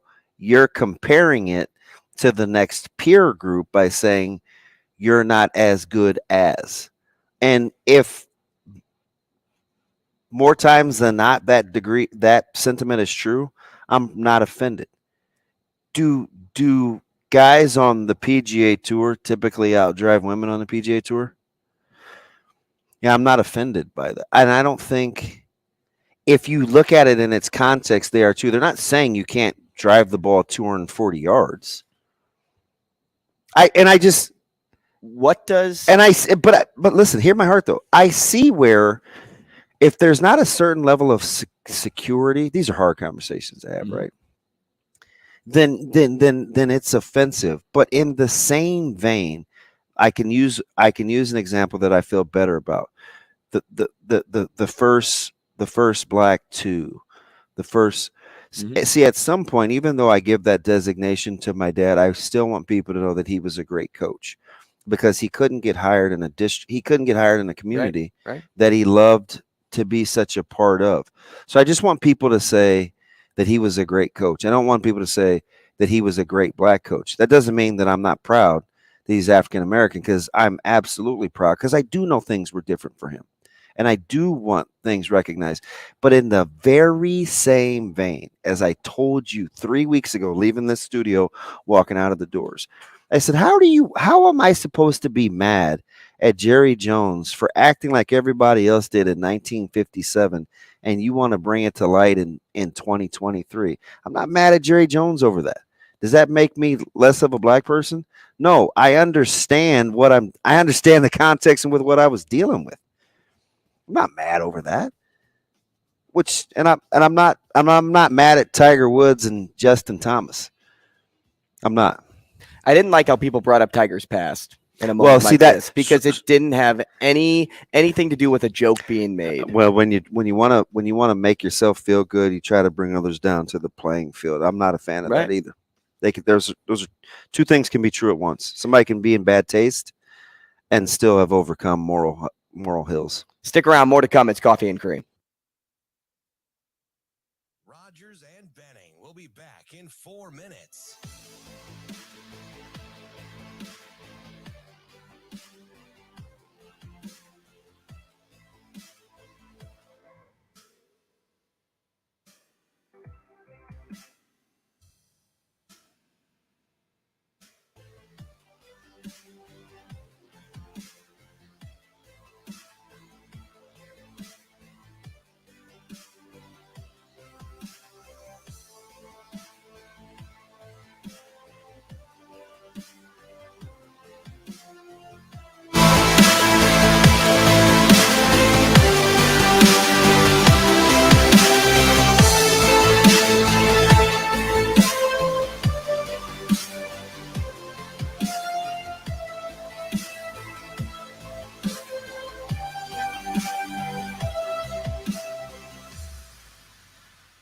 Rogers and Benning will be back in 3 minutes.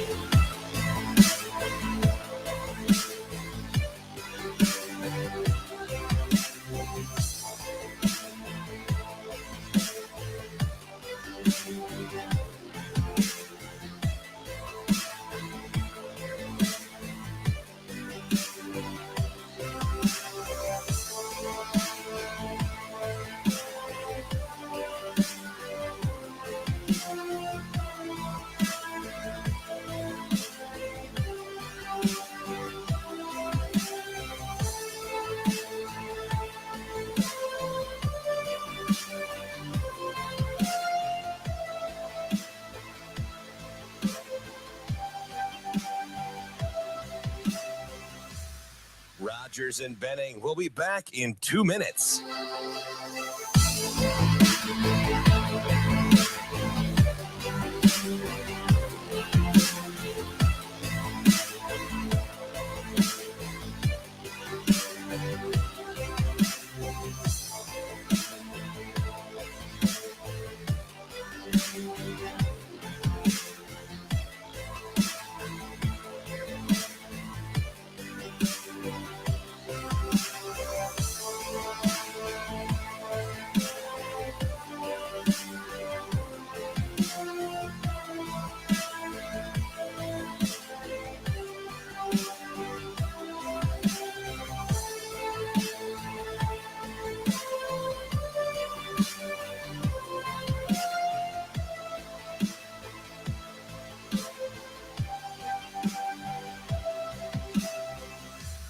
Rogers and Benning will be back in 1 minute.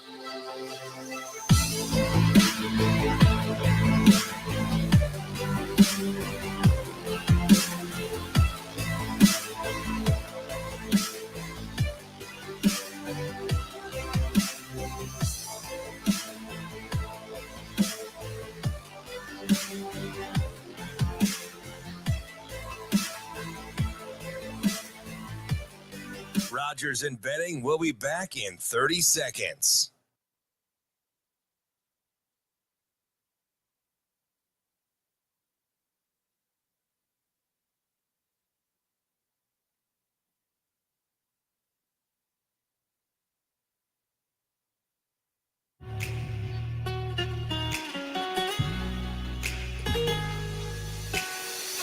Coffee and Cream with Rogers and Benning on Hail Varsity Radio.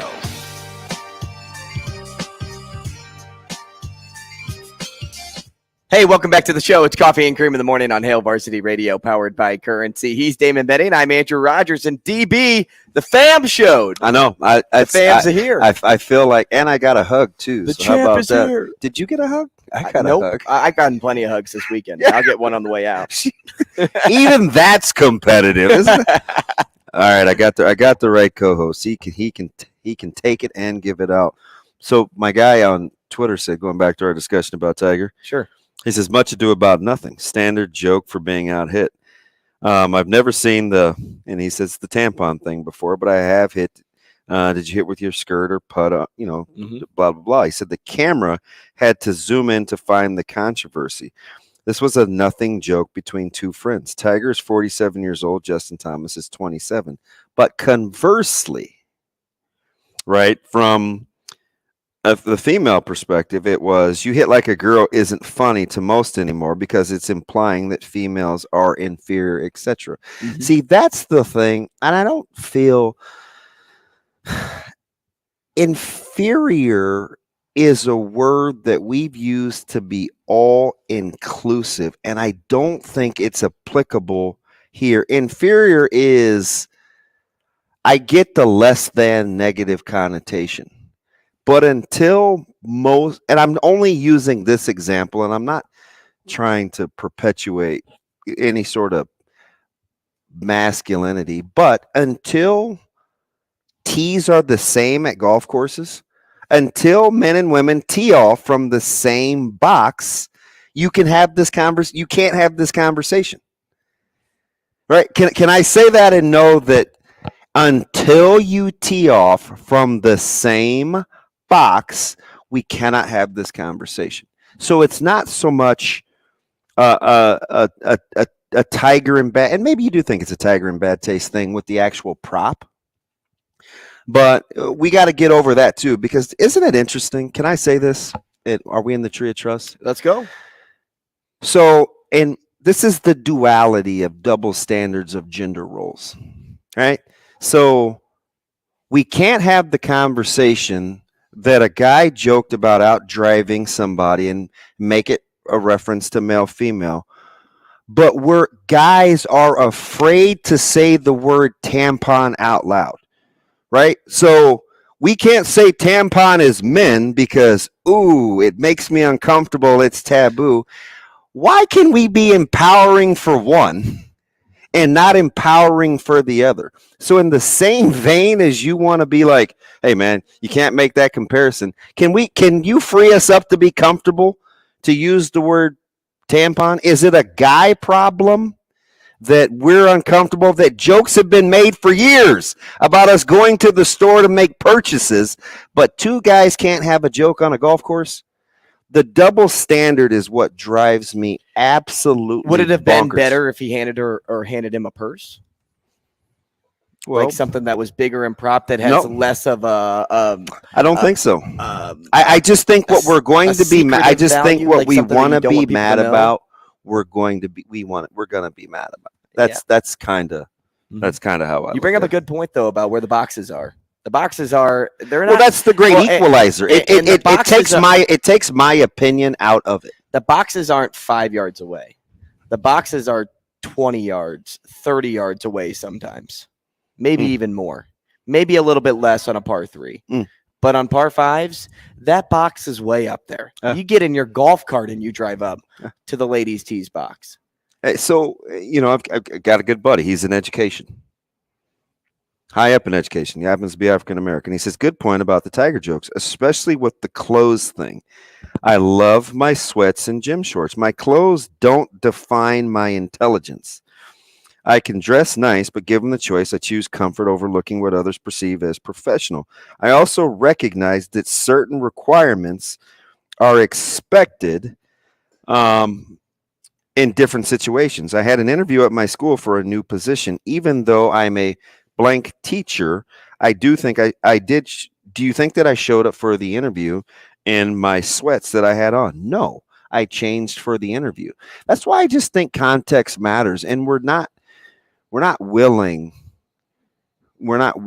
to free the masses up, because I think if you really want real learning to occur, then the exchange of the ideas has to come from both parties. You can't just be talking to me. Tiger should just know better, though. As in, he's one of the most popular guys in the entire world, in that every single thing that he does on the golf course, outside of being in the locker room, is going to be on film. It's going to be on tape. It's going to be for me with the know better thing, like is it just because of popularity status that he should know better? Why should he have to censor himself for things that, because he has this popularity status, that because he can't everything make a joke? Everything he does is under a microscope. And I'm completely there. I'm completely there. But whose problem is that? Is that Tiger's problem, or is that the people's problem? Is this by trying to focus in on one thing, and just because they know it's going to be lighter fluid on social media, that they're going to put it out there because, now with everything that kind of happened before in Tiger's life, it's easy to pick on him. Is this a different story if it's Justin and somebody else? No, I don't think it's as different. Maybe the narrative's a little bit different, but the premise, it won't get the run. The premise of the run. If John Rahm was in the lead and he did that to Max Homa, later on, it would have gotten the same certain response, because it was the idea behind the gesture. Right, it was people commenting about that gesture and the secretive of it. I mean, you see him kind of throw it, at the end. Right? Yeah. It just goes back to not all jokes are going to hit well. So, but I do think we're kind of bearing a little bit of that lead, though. Do you feel so when I say to you, I say, hey, Drew down. There are things that I won't do out in public that I will do in the confines of my own home because I don't want to be judged differently. Yeah, sure. Is that a DB problem? No. So I kind of feel like that's what he's saying about Tiger Woods. As I'm listening, right? I think he's saying because it's Tiger Woods, he should know better. Because it's weird though. I'm kind of vibing with you though, because I think at the end of the day, this is what I would tell my kids. This is how I try to live my life. I always want to control the things that I can control. I just had a conversation with Micah the other day about body language. And I said, when you leave things open to interpretation, that's your fault. You have to own the fact that somebody may guess wrong. Are we cool with that? He's like, yeah, I understand. I said, so you have to do a better job of making your intentions unknown. I don't want to run the risk of having to explain to the 200 or 300 or 10,000 people if I'm at a public event and I'm like, let's say I've had way too much to drink, right? And oh man, did you see Damon? He was such and such. In my head, I was like, oh man, I'd like to be able to enjoy myself in public. But do you know if I was criticized on social media or something like that, do you know what a handful of people would say? Oh, he should know better. He should know better. Mm-hmm. So then you get into the argument of what's fair versus what's right. What's right should have been that I should be able to understand that criticism is going to come with what I do, but it isn't fair, right? A lot of people act like that. Right. So I don't know, but sadly I do conform to it, which is why I'm not super Well, you visible. conform to it because you don't want to have to deal with the backlash. I don't want to answer I just don't want what comes with it. Because you don't want to deal with the backlash. Yeah. That's the problem with censored opinions nowadays. It's just somebody's always going to tell you that your take is incorrect or wrong. And if it has something to do with affecting people's lives over a so-called sports take, if I give a sports take, people can hammer me for my sports take, but that's not going to hit me at my core. But if you're going to start judging my character, if you're going to start judging X, Y, and Z, then it's going to bother you a little bit. So you censor yourself because you don't even want to have to deal with whatever is about to come. Shane, if Tiger would have been better with his apology, would that have been okay? Because people were hammering him over saying, I'm sorry if I offended anyone. And they're like, well, that's not how you start an apology. And I would argue just the contrary. I think that's a perfect way. I would argue just the contrary. Because he owned his act. It's relevant to his personality. Right. So in that case, it sounded authentic. That's him. Because his intent was not to offend. And I'm the guy. I just took this test. I should send it to you. I just took this love language apology test like a month and a half ago. And basically it's a test to let me know how I receive negative stimuli and what makes me feel better about how it affects you. I was 87% accountability. So basically, if you do something to me and I'm offended, I want you to be I want you to be accountable. I don't want you to say, hey, this and this happened. It made me do this. This is what I was thinking. Even though all those things could be true, I like for people to just own it and move on. Do these guys have like a PR guy like waiting for them? But real time. It's Tiger, because right? it's real time. Right. Would it have been better if Tiger would have just said it out loud? Could have been essentially instead of saying like, hey, here you go, subtly, but he screamed it to the masses. Well, it's not like he unwrapped it out of the box and was like, he wasn't Happy Gilmore in it, right? Mm-hmm. He just kind of, it's like track, right? But stick. Yeah, baton. You passed over the baton. I don't know. And you almost wonder if JT kind of knew it was coming because he opened his hand. Nah, I think when he looked at it, he was like, dropped it. Right? Wasn't the dropping of it where it got hectic? Probably. I don't know. But you're right. Going back to Shane's point, and we'll wrap this thing up. Everybody has a camera nowadays. You can't get away with anything. I got to read Hockey Dad's tweet when we come back. Hey, more coffee and cream next. Rogers and Benning will be back. back in 4 minutes.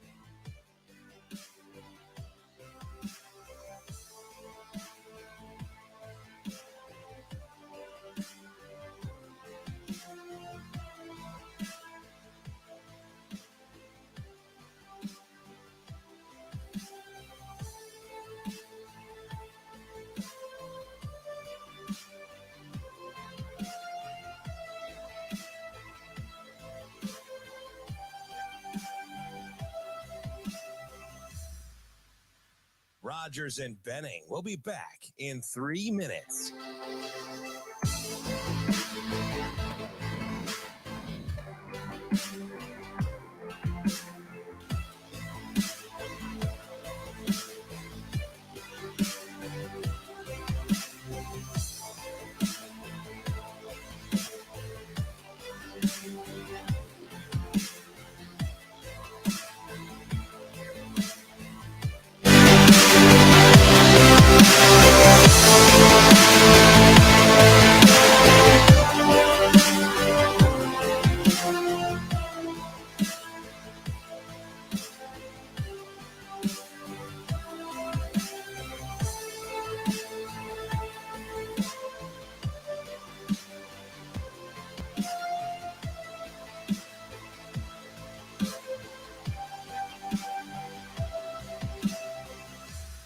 Rogers and Benning will be back in 2 minutes.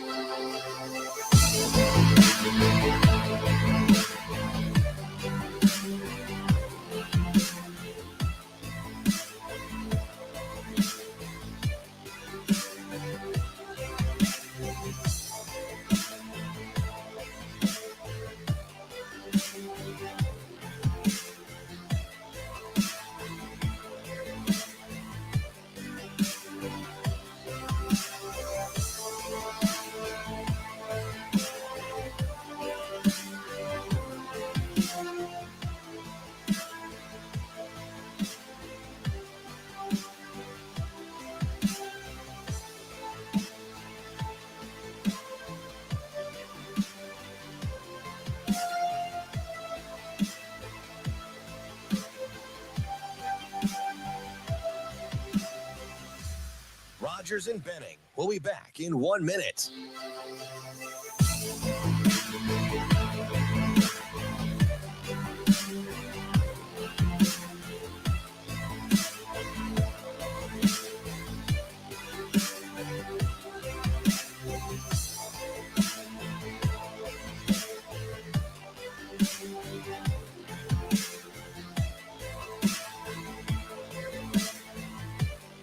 Rogers and Benning will be back in 30 seconds.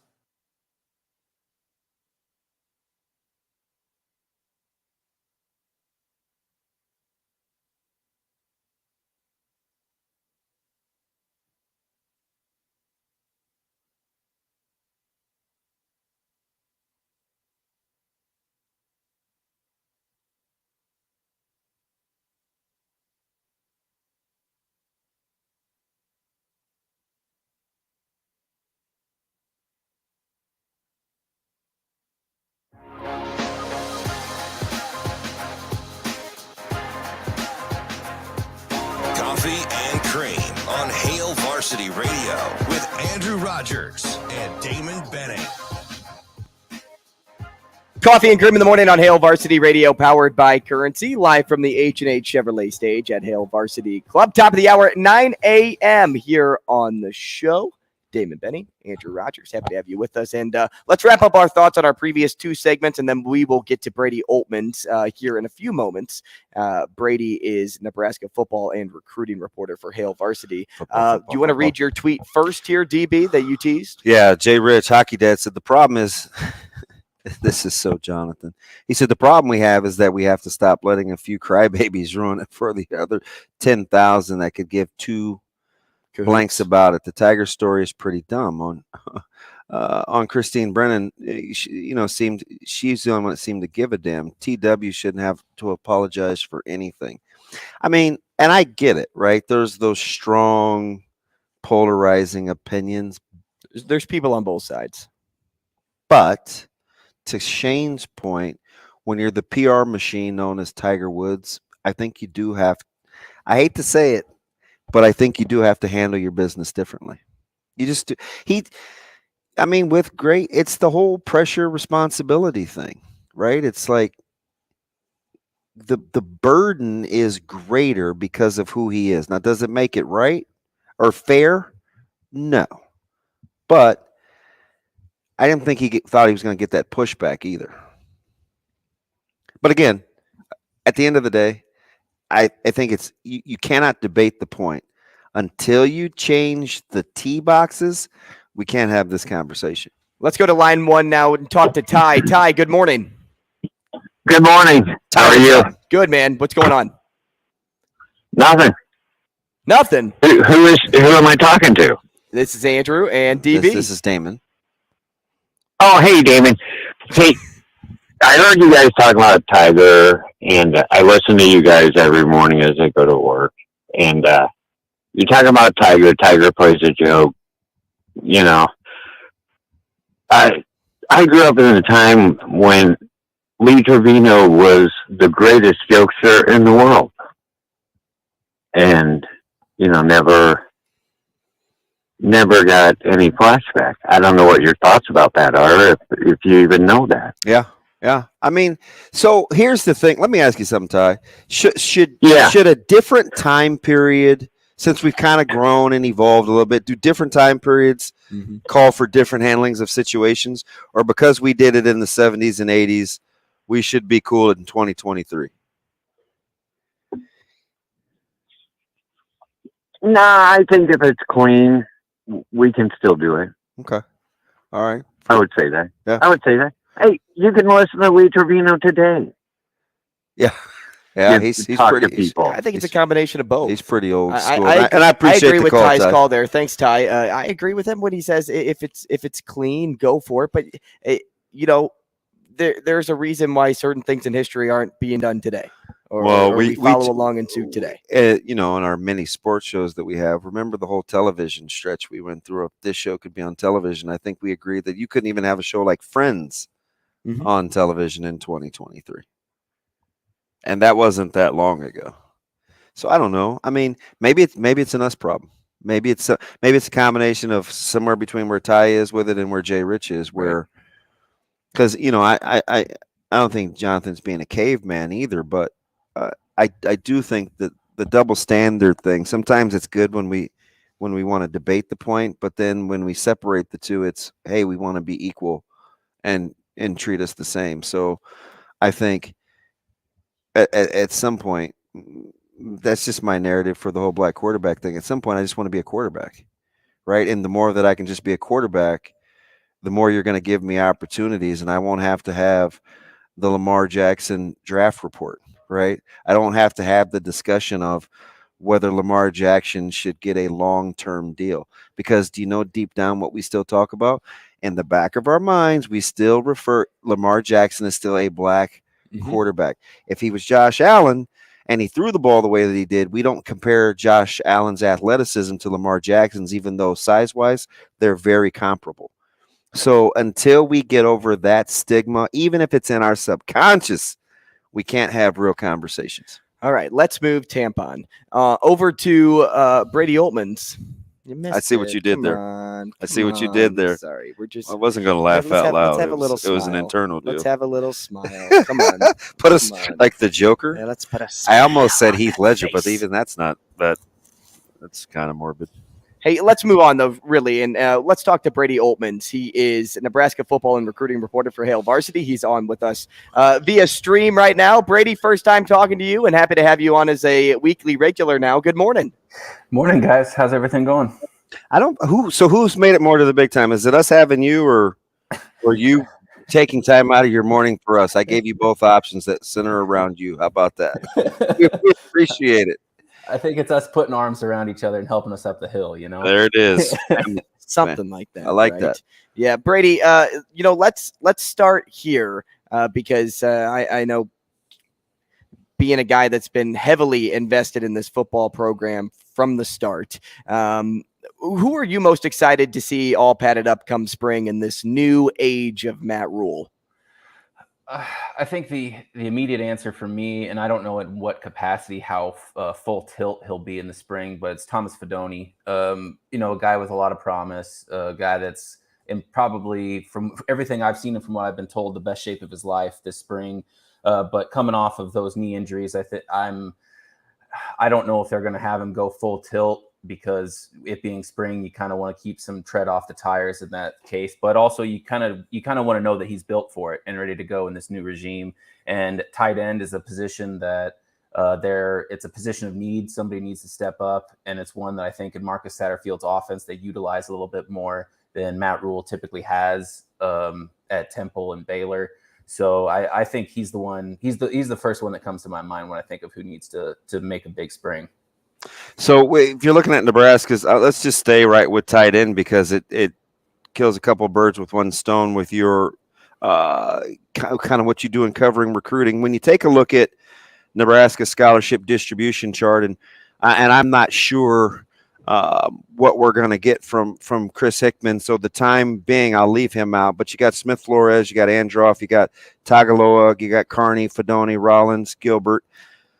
The room kind of got full in the offseason, but how do you pit that against the prowess of Carter Nelson, the national recruiting scope? You have to go back and still be able to watch tape and pit it against the offers. And whatever side you come out on of that, you still have the top-ranked player in the state.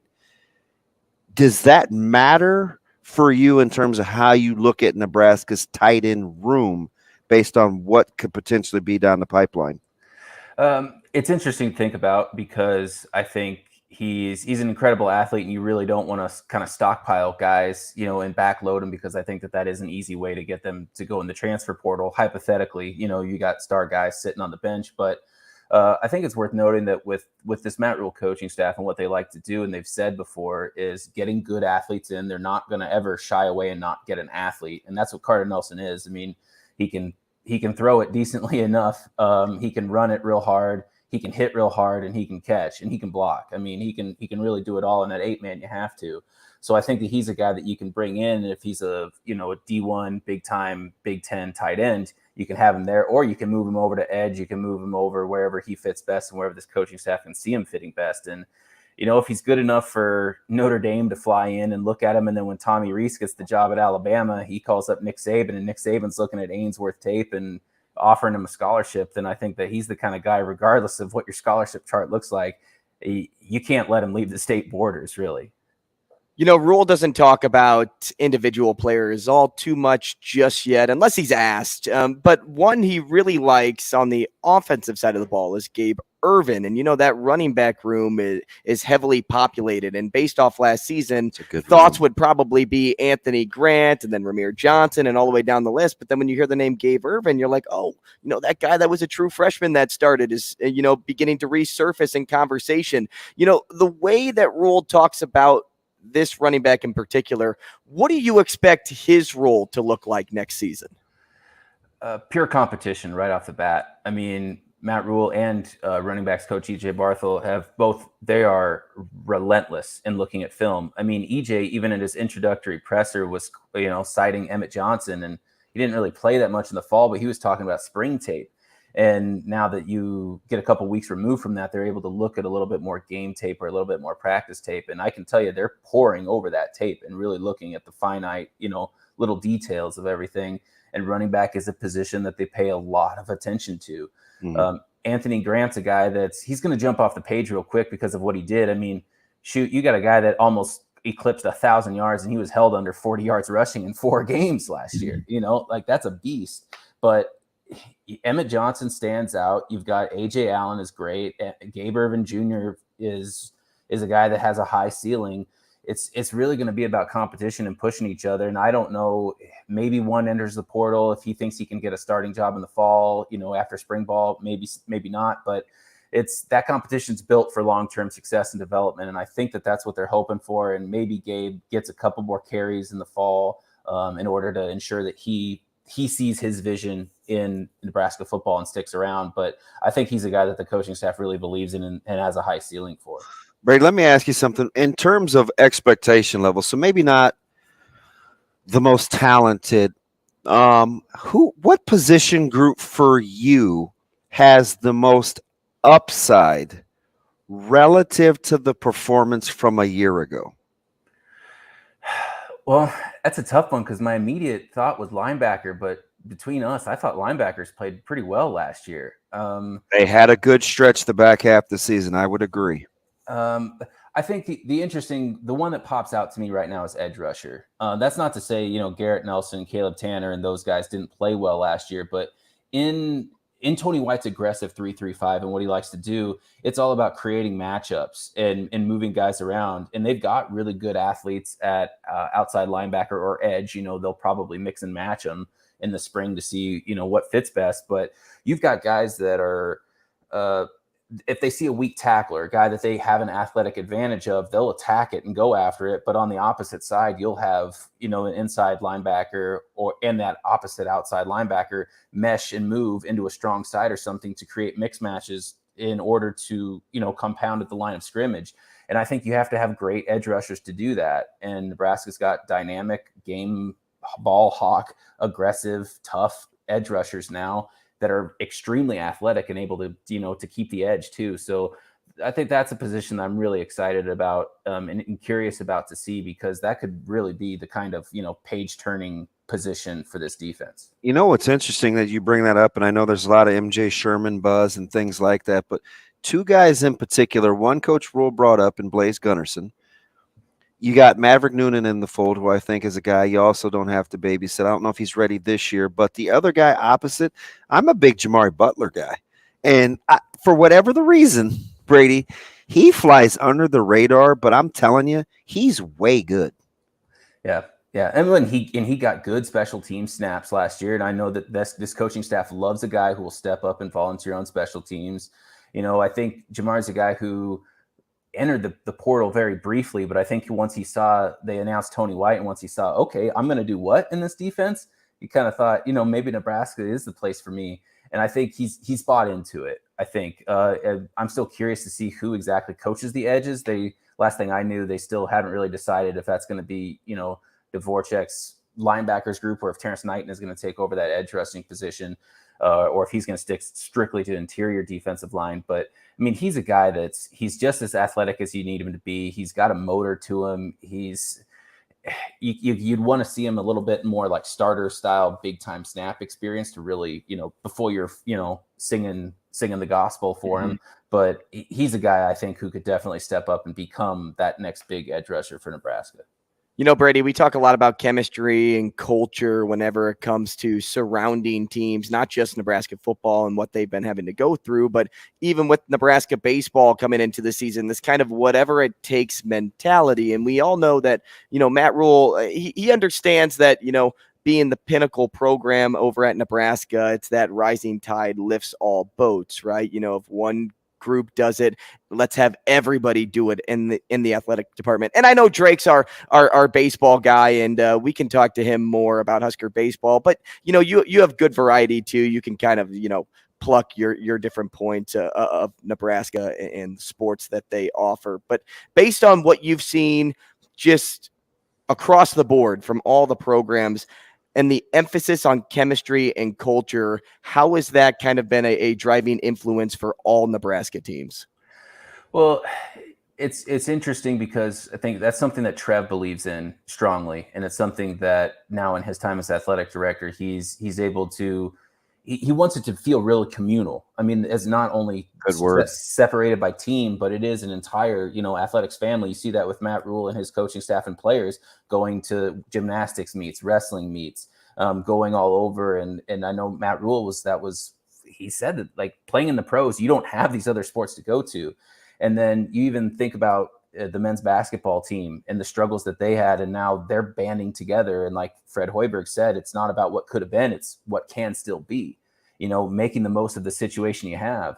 with Will Bolton, this Husker baseball team. I mean, San Diego's tough. That's perennially a pretty good team, but you're not hitting that well with guys on and runners in scoring position.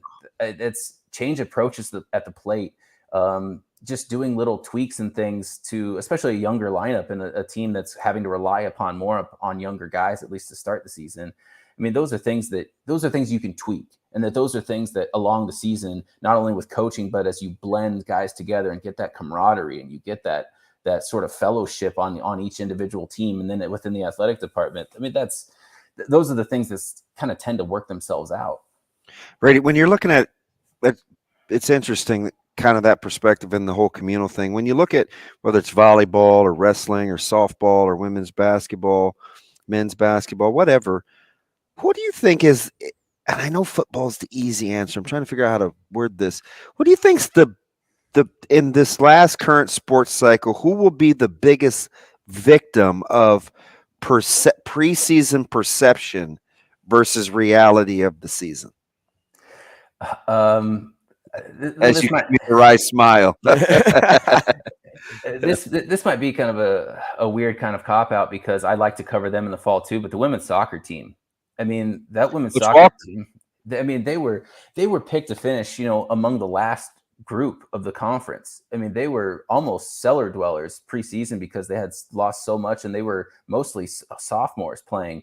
But they finished probably one win away from the NCAA tournament this last year, and they pushed Michigan State in that Big Ten semifinal over in Columbus. And John Walker did a great job with those, with all of those players, and with the support staff around them that just said, don't let the outside forces dictate what you are. This is your team. You define your season, and you define what you're going to be. And I think he mentioned that to them after they played at St. Louis and they had that big loss. And at the time, St. Louis was the top 20 team, and Nebraska comes back and they fight NC State, they fight USC, and then they have that strong stretch over the Big Ten season. I think that's the one that jumps out to me when you think of like preseason conception and expectations, and then the team just ends up surpassing them in the end. Brady, you're the man, dude. We appreciate your time this morning. Thanks so much, and we will talk again next week. Appreciate you guys. Thanks, Brady. That is Brady Oltmans, Nebraska football recruiting reporter for Hail Varsity. I'll always take the Nebraska soccer reference. It's great. Yeah, I'm a big John Walker fan. Well, it just shows, like I said, it shows kind of his spread. He is a real charcuterie board when it comes to covering Nebraska, because he got into women's soccer. We obviously got deep into football, and he can talk baseball, which is what I want to do right now before we break this thing off, because with Nebraska, and after talking to Will Bolt, what was it, last week, 2 weeks ago? Tuesday. So last Tuesday week or Wednesday, we talked to Will Bolt, and the numbers were always something that stuck out to me. The turnover rate, like, why is it that there's so much addition, and there's not really a solid so-called foundation. But in a way, now I'm starting to really understand where they're going with their path, especially when it comes to rotation, when you're trying to find like the right guy for the role. I mean, we saw Kaminska go out. He probably had the best performance out of any Husker pitcher over the weekend. Olsen had a close second, and then you had Caleb Clark, who struggled, but again, I don't want to look too deep into, hey, it's the first game of the season, especially for all of these guys. Who are they? But it does say something about this Huskers team and, what they weren't able to do this weekend. Bolt wants resiliency. He wants a strong culture. He wants to, stay connected in all forms, and they just weren't able to do that, and it especially showed on Sunday. Well, I think when your task has got to do, I think the lack of the offensive punch, you thought you were going to snap out of it on yesterday, because I think they scored in the first 4 innings and you get the big lead, and you mentioned Clarkey in terms of what happened to him on the bump. But I think 6 runs in the first 2 games left Nebraska feeling a little uneasy, because you didn't want the ghost of yesteryear to start to creep up in their inability to hit with guys in scoring position. Like, oh boy, here we go again. But it's so early, and it's baseball. And so you don't really want to kind of lock those guys into that in terms of how they're going to play. And they tried to shuffle the lineup a little bit. yesterday, especially in the bottom third. But I think they've got to find a way to not fall into that rut with guys in scoring position this early in the season, because I don't think it would take much for them to fall into checking the rearview mirror, even though they have had quite a bit of roster turnover. Hitting with guys in scoring position last year was a bugaboo for them too. It was. It absolutely was. And how about the impact of the freshman right away, who's currently leading the team in average and a lot of hitting categories across the board, Dylan Carey. Yeah. And, something I think about a lot whenever you make that transition from high school to college is, will it work right away? And I think him hitting in the bottom third of that lineup, I think is a good place for him. Yeah, right but he now. looked comfortable at the plate, right? Yeah, sweet swinging. Yeah, today will be big.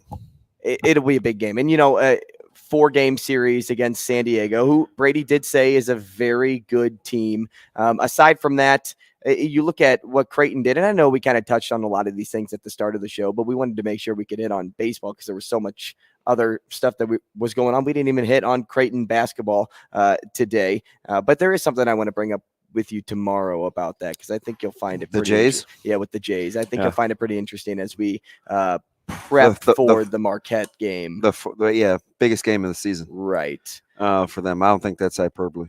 And right. And after they win it tomorrow night, it'll put them squarely in position to be on that 4 line to start the tournament in March, because that is my prediction to go wrong, is that they will be a 4 line, a 4 seed as they head in to the March big tournament. But with Creighton in particular, I think something that we knew going into this season was pitching.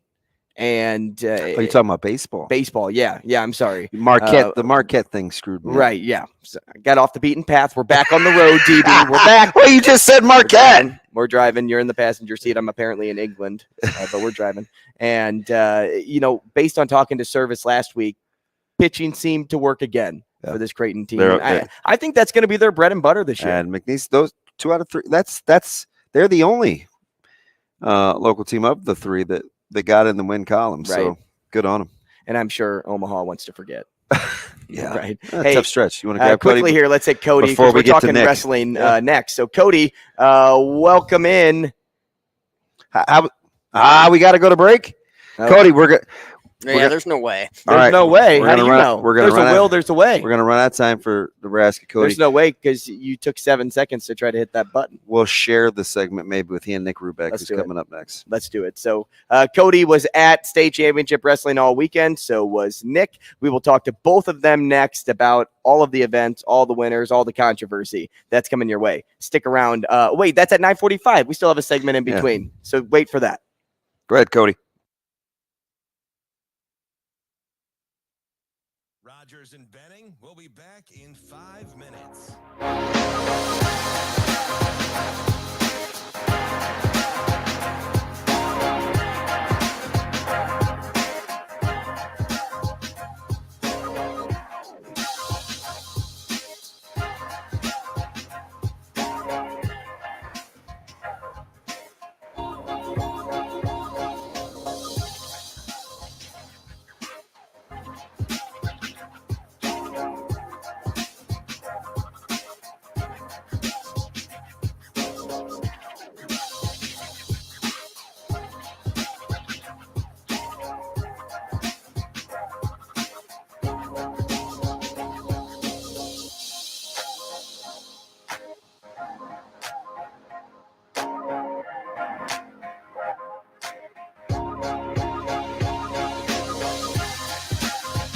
Rogers and Benning will be back in 4 minutes.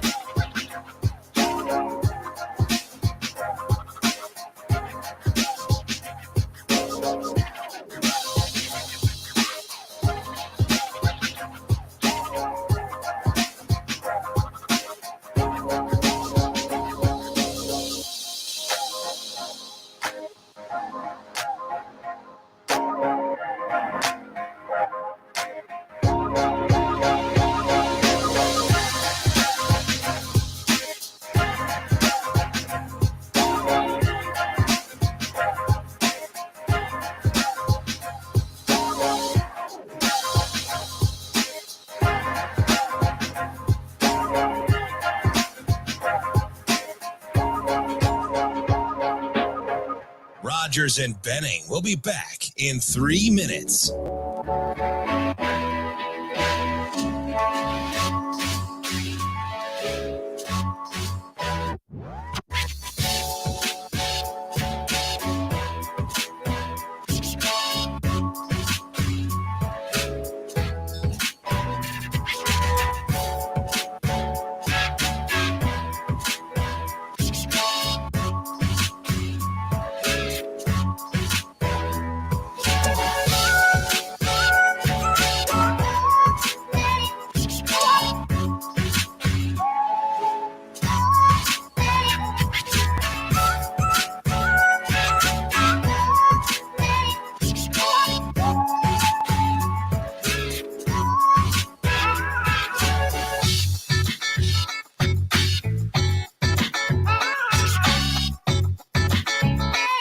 Rogers and Benning will be back in 2 minutes.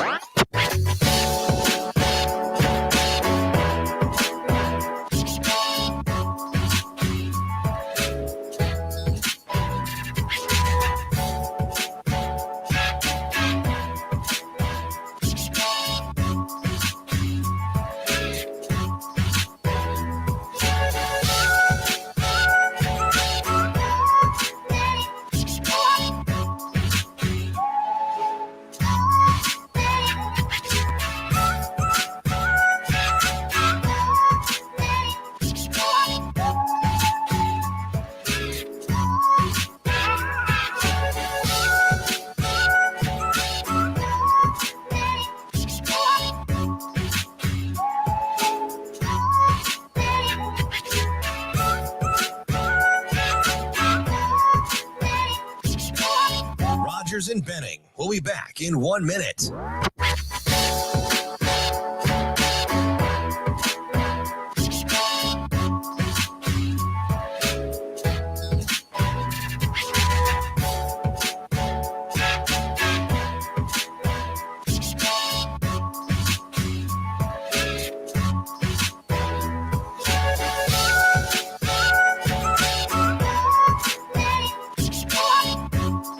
Rogers and Benning will be back in 30 seconds.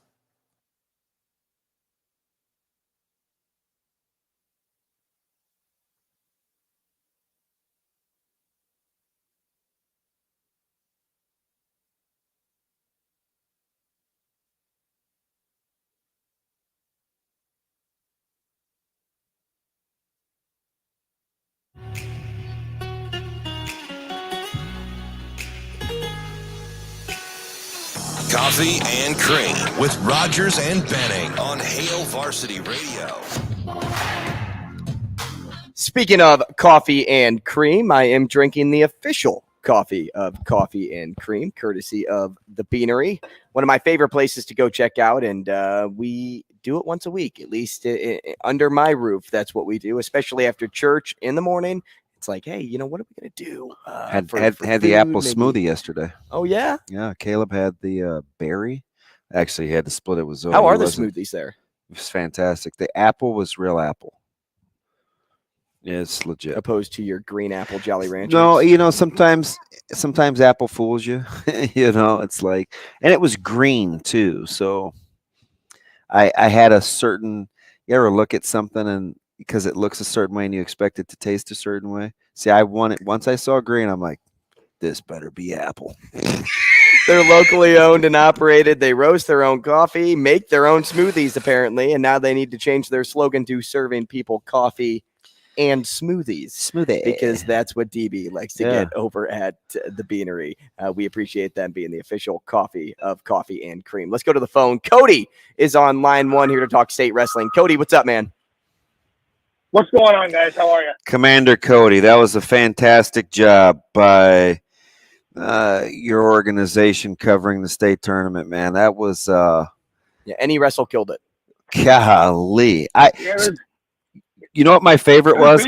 I love the little blurbs of the match highlights with the results. That was fantastic. Yeah, there was so much action going on this weekend. And start off with Andrew. It was nice to meet you Thursday. Yeah, great Montana hat. Oh, thank you. Always got to represent the group.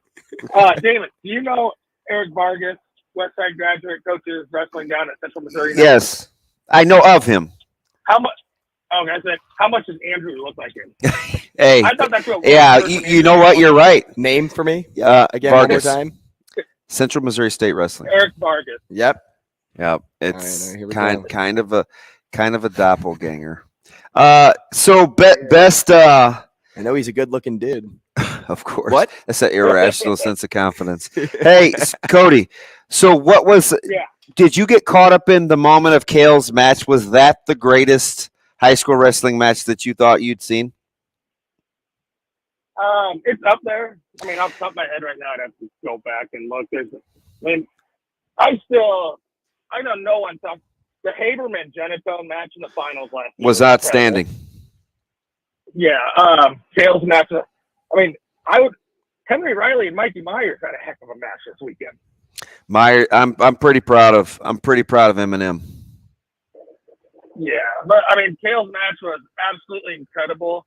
I think the hardest part that people don't realize is how close Kale and John are. John lives with Kale in the summer to train with him. The O'Neill kid, John Alden. That's how I felt about Barber losing 2-1 in the, because they're really good friends too. That was hard, that was a hard match for me to watch for her. Yeah, and so I mean, you have that aspect of it, and you have Kale's incredible wrestler, but so is John. I mean, it's not like this kid came out of left field. John Alden was a finalist last year. He's an incredible wrestler, and they just put on a high-level wrestling match. So I thought it was good. I'm not going to go into any details about some of the outside stuff of that match. But it was a very it's a very explosive weekend for parents and coaches. Yeah, and Omaha World-Herald writers. So, Cody, are you? And we didn't get into that. We were going to. Do you make a distinction with individual sports? Because I thought it was weird that the analogies were made to team sports. And I know wrestling's a team sport. I get it, right? You're there as a team. No, I know what you're saying. So I've never, if Ron Higdon says something, that's like the Bible. I mean, that guy knows more and does more for NSA than any person I've ever been around. So if if he doesn't want that happening, I get it. Now the wrestling, fan side of me, I love that stuff. I know that was targeted towards some certain celebration in 2022 that went completely overboard. But I mean, some of my favorite highlights of when I was in high school. I mean, you remember Sim Bribiaseka? No. From Boys Town, wrestled at UNO. I don't actually. He was doing backflips. He was doing backflips off the top of the podium. I mean, you remember Jesus Maganda did that little side flip when he won it for Skyler. I think Alex Bridgeford got one in. Yeah, so I love to see it, but I'll never question something that Higdon says. So, I think that certain people should, if they don't follow the sport, should not talk about it. So that's really what this boils down to, right? Because Stu was getting it online, and is that the reason? Oh, he still is today. Is that the main reason? By national pundits now. Interesting, very interesting. Yeah. Cody, USA Wrestling. Yeah, what's up, favorite? I was just gonna say, appreciate the call. Yeah. Hey, right, guys, stick around. We're gonna get Nick next. Yep. More wrestling to talk about then. I want to do something interesting. Are you out on the backflips? Fun. No. And we can talk about that a little bit more tomorrow in detail. Because I don't have a lot to say about it, but I think it's a younger generation thing more than it is an older generation thing. I know one thing. It's a lot going on with wrestling. That was an electric, lot of testosterone going on in that one. Oh yeah. Okay, let's change gears here. Let's do something fun. I want to call my dad up here real fast. So my dad's going to sit in the chair right here, and we're going to play a game. Oh, boy. Look at this. He's already questioning why he showed up this morning. You're just full of surprises, aren't you? And Dad, go ahead, put on the headset. This is Barry Rogers, and he is the WW. He is the B in WWBD. Hey, Dad. How are you? You a little nervous? You a little Come nervous? on. Like I'd be nervous to talk about something. Oh, okay. Well, you don't have to do much talking because Okay, I'm gonna good. have DB try to do some WWBDs for us. So I'm gonna give you some prompts here, DB, and you have to guess which one Barry would do. Gotcha. Okay. So let's. How's this mic, Shane? Yeah, Is he how pretty are we good? doing, Shane? You want me to turn the cam? All right, go ahead. Shane's got us to turn the cam. Okay. Oh, boy. There we go. All right, WWBD. What This would is Barry really do? Is this my good side? Yep, great side. Yep. Pay a handyman or do it himself. What would Barry do? WWBD.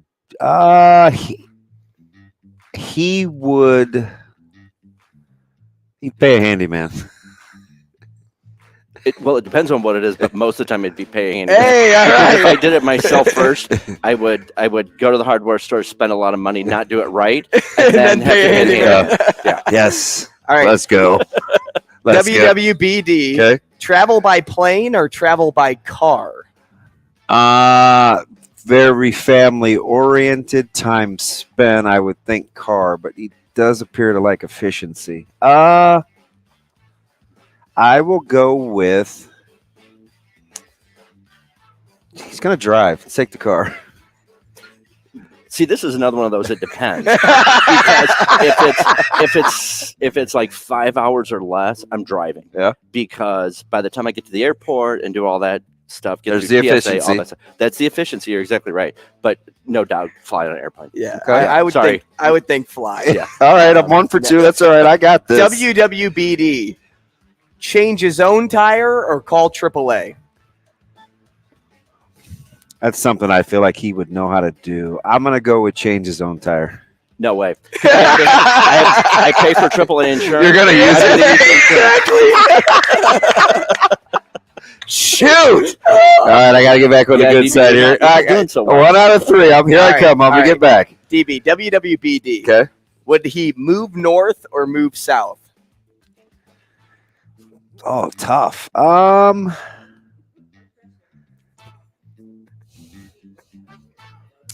gonna go with move south. Well, if you know me, one of my favorite statements in the wintertime is I hate cold weather. So you're exactly right. Yeah. I'm He not would moving move anywhere. south. Let's go. Let's He go. would Two out of south. 4. Here Yeah, we you're go. doing okay. You're doing okay. WWBD. Would he rather putz around in the garage or read a book? Appears to be a bright guy. I'm gonna go with reading a book.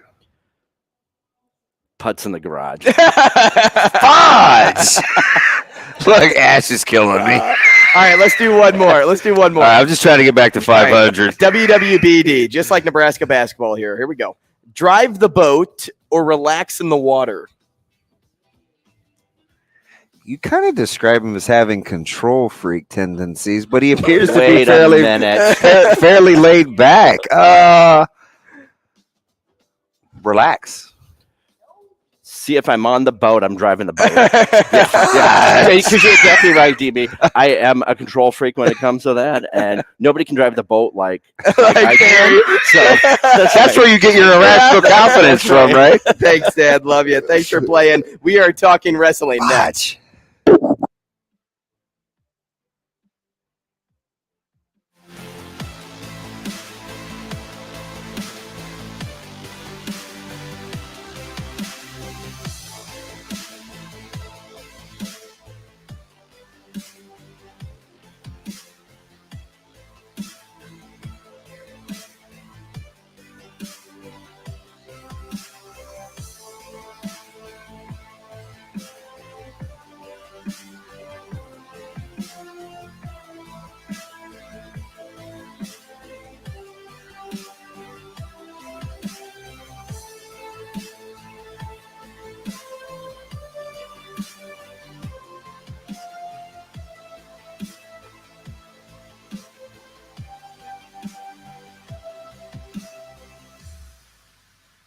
Rogers and Benning will be back in 3 minutes.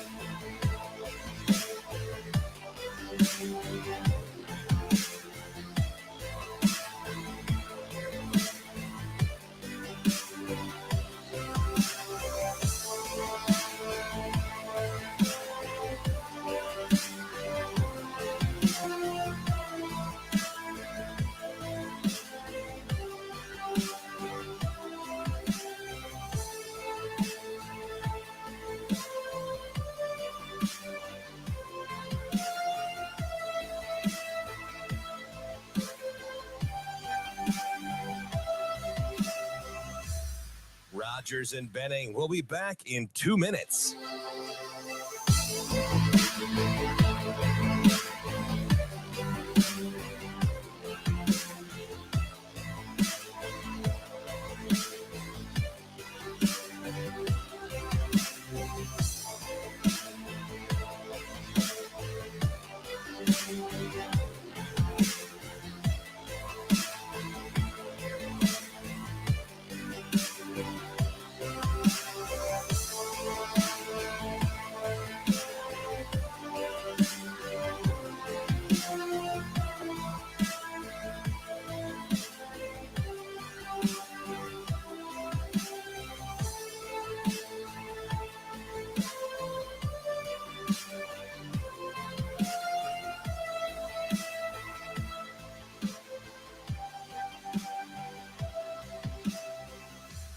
Rogers and Benning will be back in 1 minute.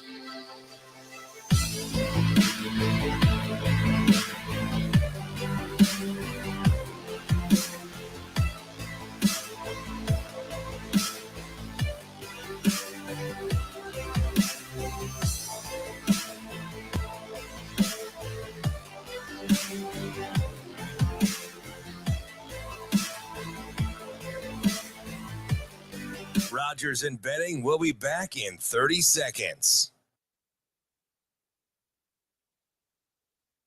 Lordson's in good position here, but Alden postures up. Lordson doing a great job there. He's going to secure the title. He got it.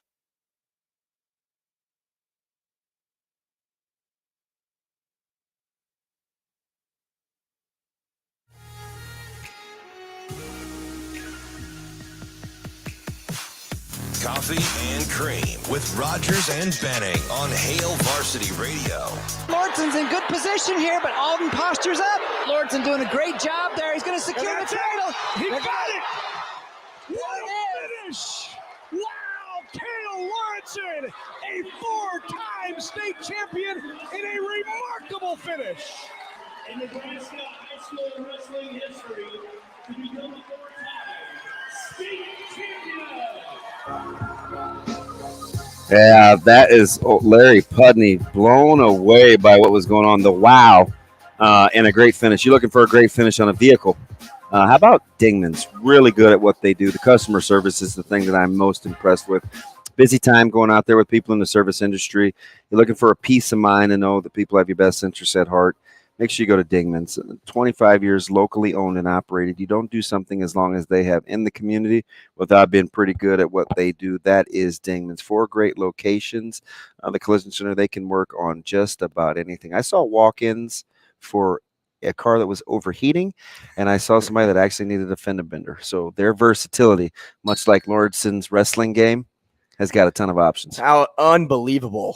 On both fronts, car front and over at the CHI over the weekend, which is funny because when I made my little tripping hazard video that I sent to you, I was at CHI. Yeah, what was going on with you like jumping that over? Magic trick, like hiding from Molly. What was the dog doing? Were you playing tag? Because when you just so they jumped over the couch, they do I like was those magic tricks where you like throw the blanket in the air and then you disappear, and the dog's like, "Where did you go?" So I ran around, and then I tried to hide on the couch because she hardly. You just went airborne. Mm-hmm. Well, and then I tripped over somebody's slipper that's sitting in front of me, and then my caring and observant father goes and checks my location when my brother's coming into town and goes, is he at the hospital? Because I'm at CHI. I was like, and he thought I was at the hospital from my little accident. You flew over the couch. I did. Yeah, it did not look graceful either. It's all right. I just like the fact the dog was losing her mind. She loves it. She loves playing tag. Losing her mind. Shane, is Nick coming in on the stream? He's right here. We got it right now. Nick Rubek, wrestling writer for the Omaha World-Herald. Nick, good morning, man.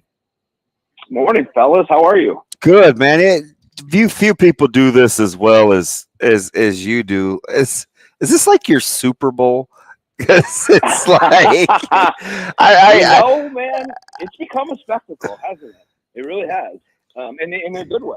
A 4-day Super Bowl. So Nick, let me ask you something right out of the gates, because I'm kind of blown away by this, and I know we were just joking with the WWBD with Andrew's dad. What would Barry do? But I always think about my dad during this time, like especially as I'm watching the evolution of wrestling, and you've covered this deal. And you get the long, lanky, explosive guys like Ziola. You get the compact guys. You get the guys with like no bones. You're getting the great advancement in the women's game. What's your level of surprise that the athleticism and explosiveness is what it is in 2023 compared to when we first started covering the sport? Yeah, it's a great point. And one I actually hadn't taken a ton of time this weekend to think about, but I think now that you say it, I think like a lot of things, that's kind of a trickle down from the college game.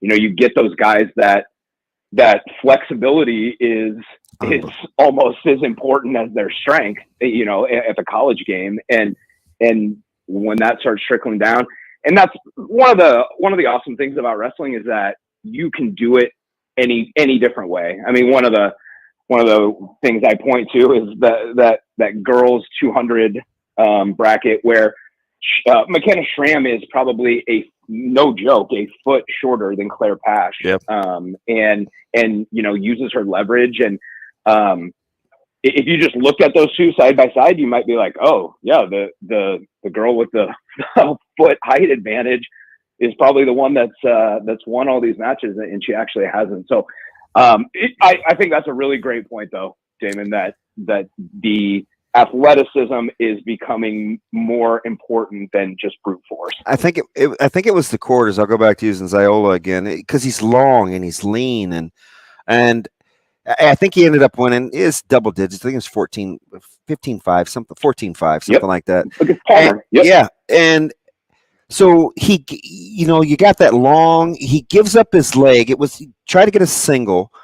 And I'm watching it in consecutive moves. He went from the splits where he had kind of his shoelace in front of his face, avoiding the potential for the double.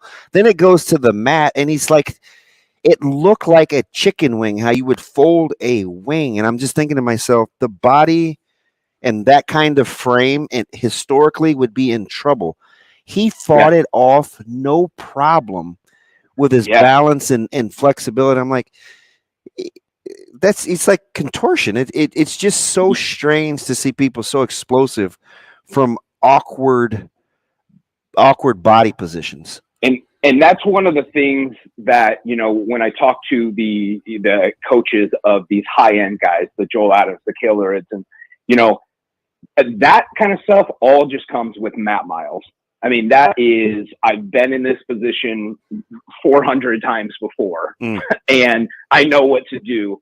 I don't panic when I'm at a disadvantage. I know what I can do to put this back in my side. So, and Ziola is 100% in that category. I mean, to be truthful, there might not be a guy at the state tournament that had more off-season matches than he. I mean, that guy, he's traveling. Yeah, he's a stud. Getting all those. So that it sounds simple to call it experience, but in reality, a lot of that is experience, just putting themselves in those positions so many times and really knowing how to get out of them. Nick, the growth of wrestling across the state is amazing, not just with athletes, but fans. I mean, wrestling fans brought the energy at man. CHI over the weekend. What do you make of the sellout crowds on Friday and Saturday? Do you give it a bow or a backflip? Childish. I'm gonna bow. I'm gonna give a bow on that one. No, I think wrestling fans definitely deserve credit. They show up and they root, man. Friday night is, for my money, the best night on the high school calendar. I mean, there's just so much juice and so much emotion.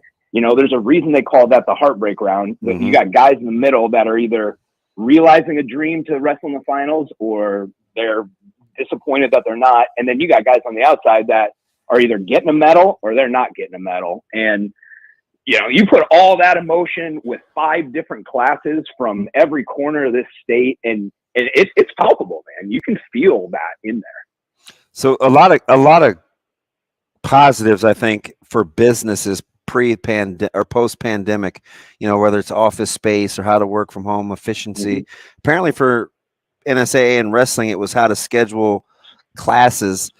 Are you one of those? Are you kind of old school in terms of everybody in the same building? Do you on the same days, same times? Do you want girls to have separate times from the boys? Like, how are you kind of looking at the format if you're going to tweak something that's already really good?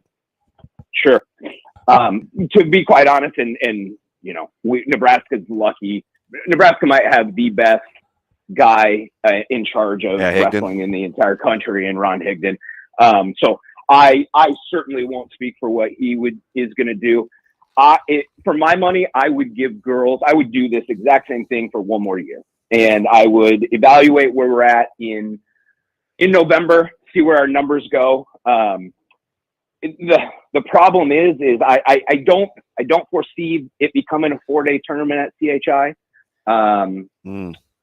for a number of reasons. But then it becomes a matter of, you know, where do you put the girls tournament? Well, you're not going to put it at Baxter when men's basketball, women's basketball, and hockey all have days on the calendar. Do you put it at Ralston? Probably not. And then do you put it at Grand Island? And my question the thing I keep bringing up is, at that point, are you kind of making that a second-rate tournament?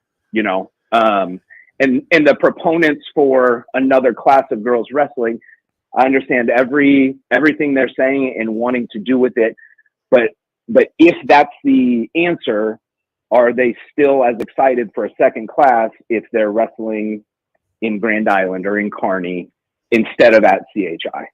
You know, quickly here, I want to just mention the Cale Lordson battle. You know, as he gets the 4-8 at the expense of a John Alden quick start, followed by a takeaway 2, a scramble between the two, and then Lordson gets the 2 points without taking anything away from Cale in this moment. How do you make sense of officiating in a moment like that, and the professionalism by O'Neill to handle the frustration afterward? Yeah, wow. Yeah, I'll tell you what. I came home Saturday night, so I didn't get a chance to. I was not writing the Cale story Saturday, so I was kind of off doing my own thing. But I stood in the tunnel with a number of coaches and actually Cale's younger brother Kyler watching the whole thing. Oh my!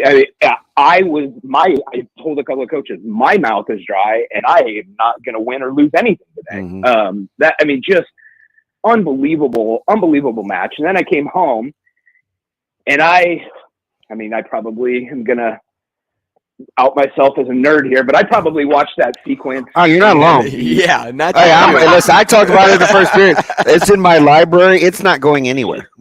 No, and I bet I watched it 75 times, and I watched every piece of it. I watched the officials in the background to see if they made movements, if they thought something was up. You know, tough situation, really, really tough situation. If you watch it in real time, it looks like, kid moved early. If you watch it in the slow-mo, they look like they moved together. You know, that it's such a tough call, and it's a judgment call. I think the one piece of criticism I have for it is that somebody watching it straight on deferred to somebody that was watching it from behind. Yep. And that would be the only piece of criticism I would have for it. Spot on. But those you hit the nail on the head, Andrew. Those O'Neill coaches were absolutely incredible. Brian Corkle, I talked to him for probably 30 minutes yesterday, and just a great dude. Yeah. You know, I mean, the thing that stuck out to me is he said, you know, I don't want to stir any pots. I'm not trying to muddy waters. I love wrestling. Cale deserves everything that he's gotten. His overwhelming takeaway was just how proud he was of his kid, which is absolutely the truth. Yeah. So, but I'm not going to let you guys get off the hook. What did you think about it? I'm with you. I think you're spot on. The vantage point mattered point for me. And you know, I watched it last night again. Real time, it looked a little more bang bang than so I get it. Yeah, and I also know officiating's hard. And you know, in those moments, you try not especially to Nick, let that moment supersede anything else. And it's difficult to try to get things right, but also keep things fair and also keep things magical. And you know, it's a hard task. I watched a 280-pounder knee drag for a scoop takedown in about the blink of an eye. Like I'd never. You just don't see guys like Tyson Terry do that at this age, at that size. Like it's changed dramatically. Yeah. You know, it's funny. And I asked Chuck Mulligan, who does the awesome podcast with Mike. I asked him Friday night. I said, Chuck, what are the two things that make Tyson Terry better than everybody? Because Tyson Terry doesn't go onto the mat and physically scare anyone. Yeah. I mean, the kid from Central is bigger than him. Yeah. Well, if you get on the mat with him, let me know because I'm there. But he does, and Chuck had a great answer. He said, you know, it's number one, confidence. He's done it a million times. He's got those tools in the toolkit. And then number two is it's mental. You know, he's got everything that you need mentally to do those kind of things, and he's going to go for it. And yeah, he's a different animal. And he probably didn't get enough pub this weekend just because of everything else that was going on. 100% agree again. But it's I mean, he'll get his due, and I mean it's awesome. Selfishly, I wish the dude could wrestle in college. You know, I would love to see him against some of the best out there. But you know, I get football is where he's leaning. So, but yeah, just so much talent there. There was just so much dang talent everywhere. Completely agree. Nick, we could talk all day about this, but unfortunately we have to close up shop. Thanks for joining us. We'll hopefully talk again soon. Nobody does it better, Absolutely. Nick. I tell you that every year. You're the man. I appreciate you guys. Have a good one. Thanks, you Nick. too, Nick. That's Nick Rubek, wrestling writer for the Omaha World-Herald. That's all for the show today. Thank you for joining us. Chris Schmidt, Elijah Herbal coming your way this afternoon on Hail Varsity Radio. We will see you tomorrow on Coffee and Cream.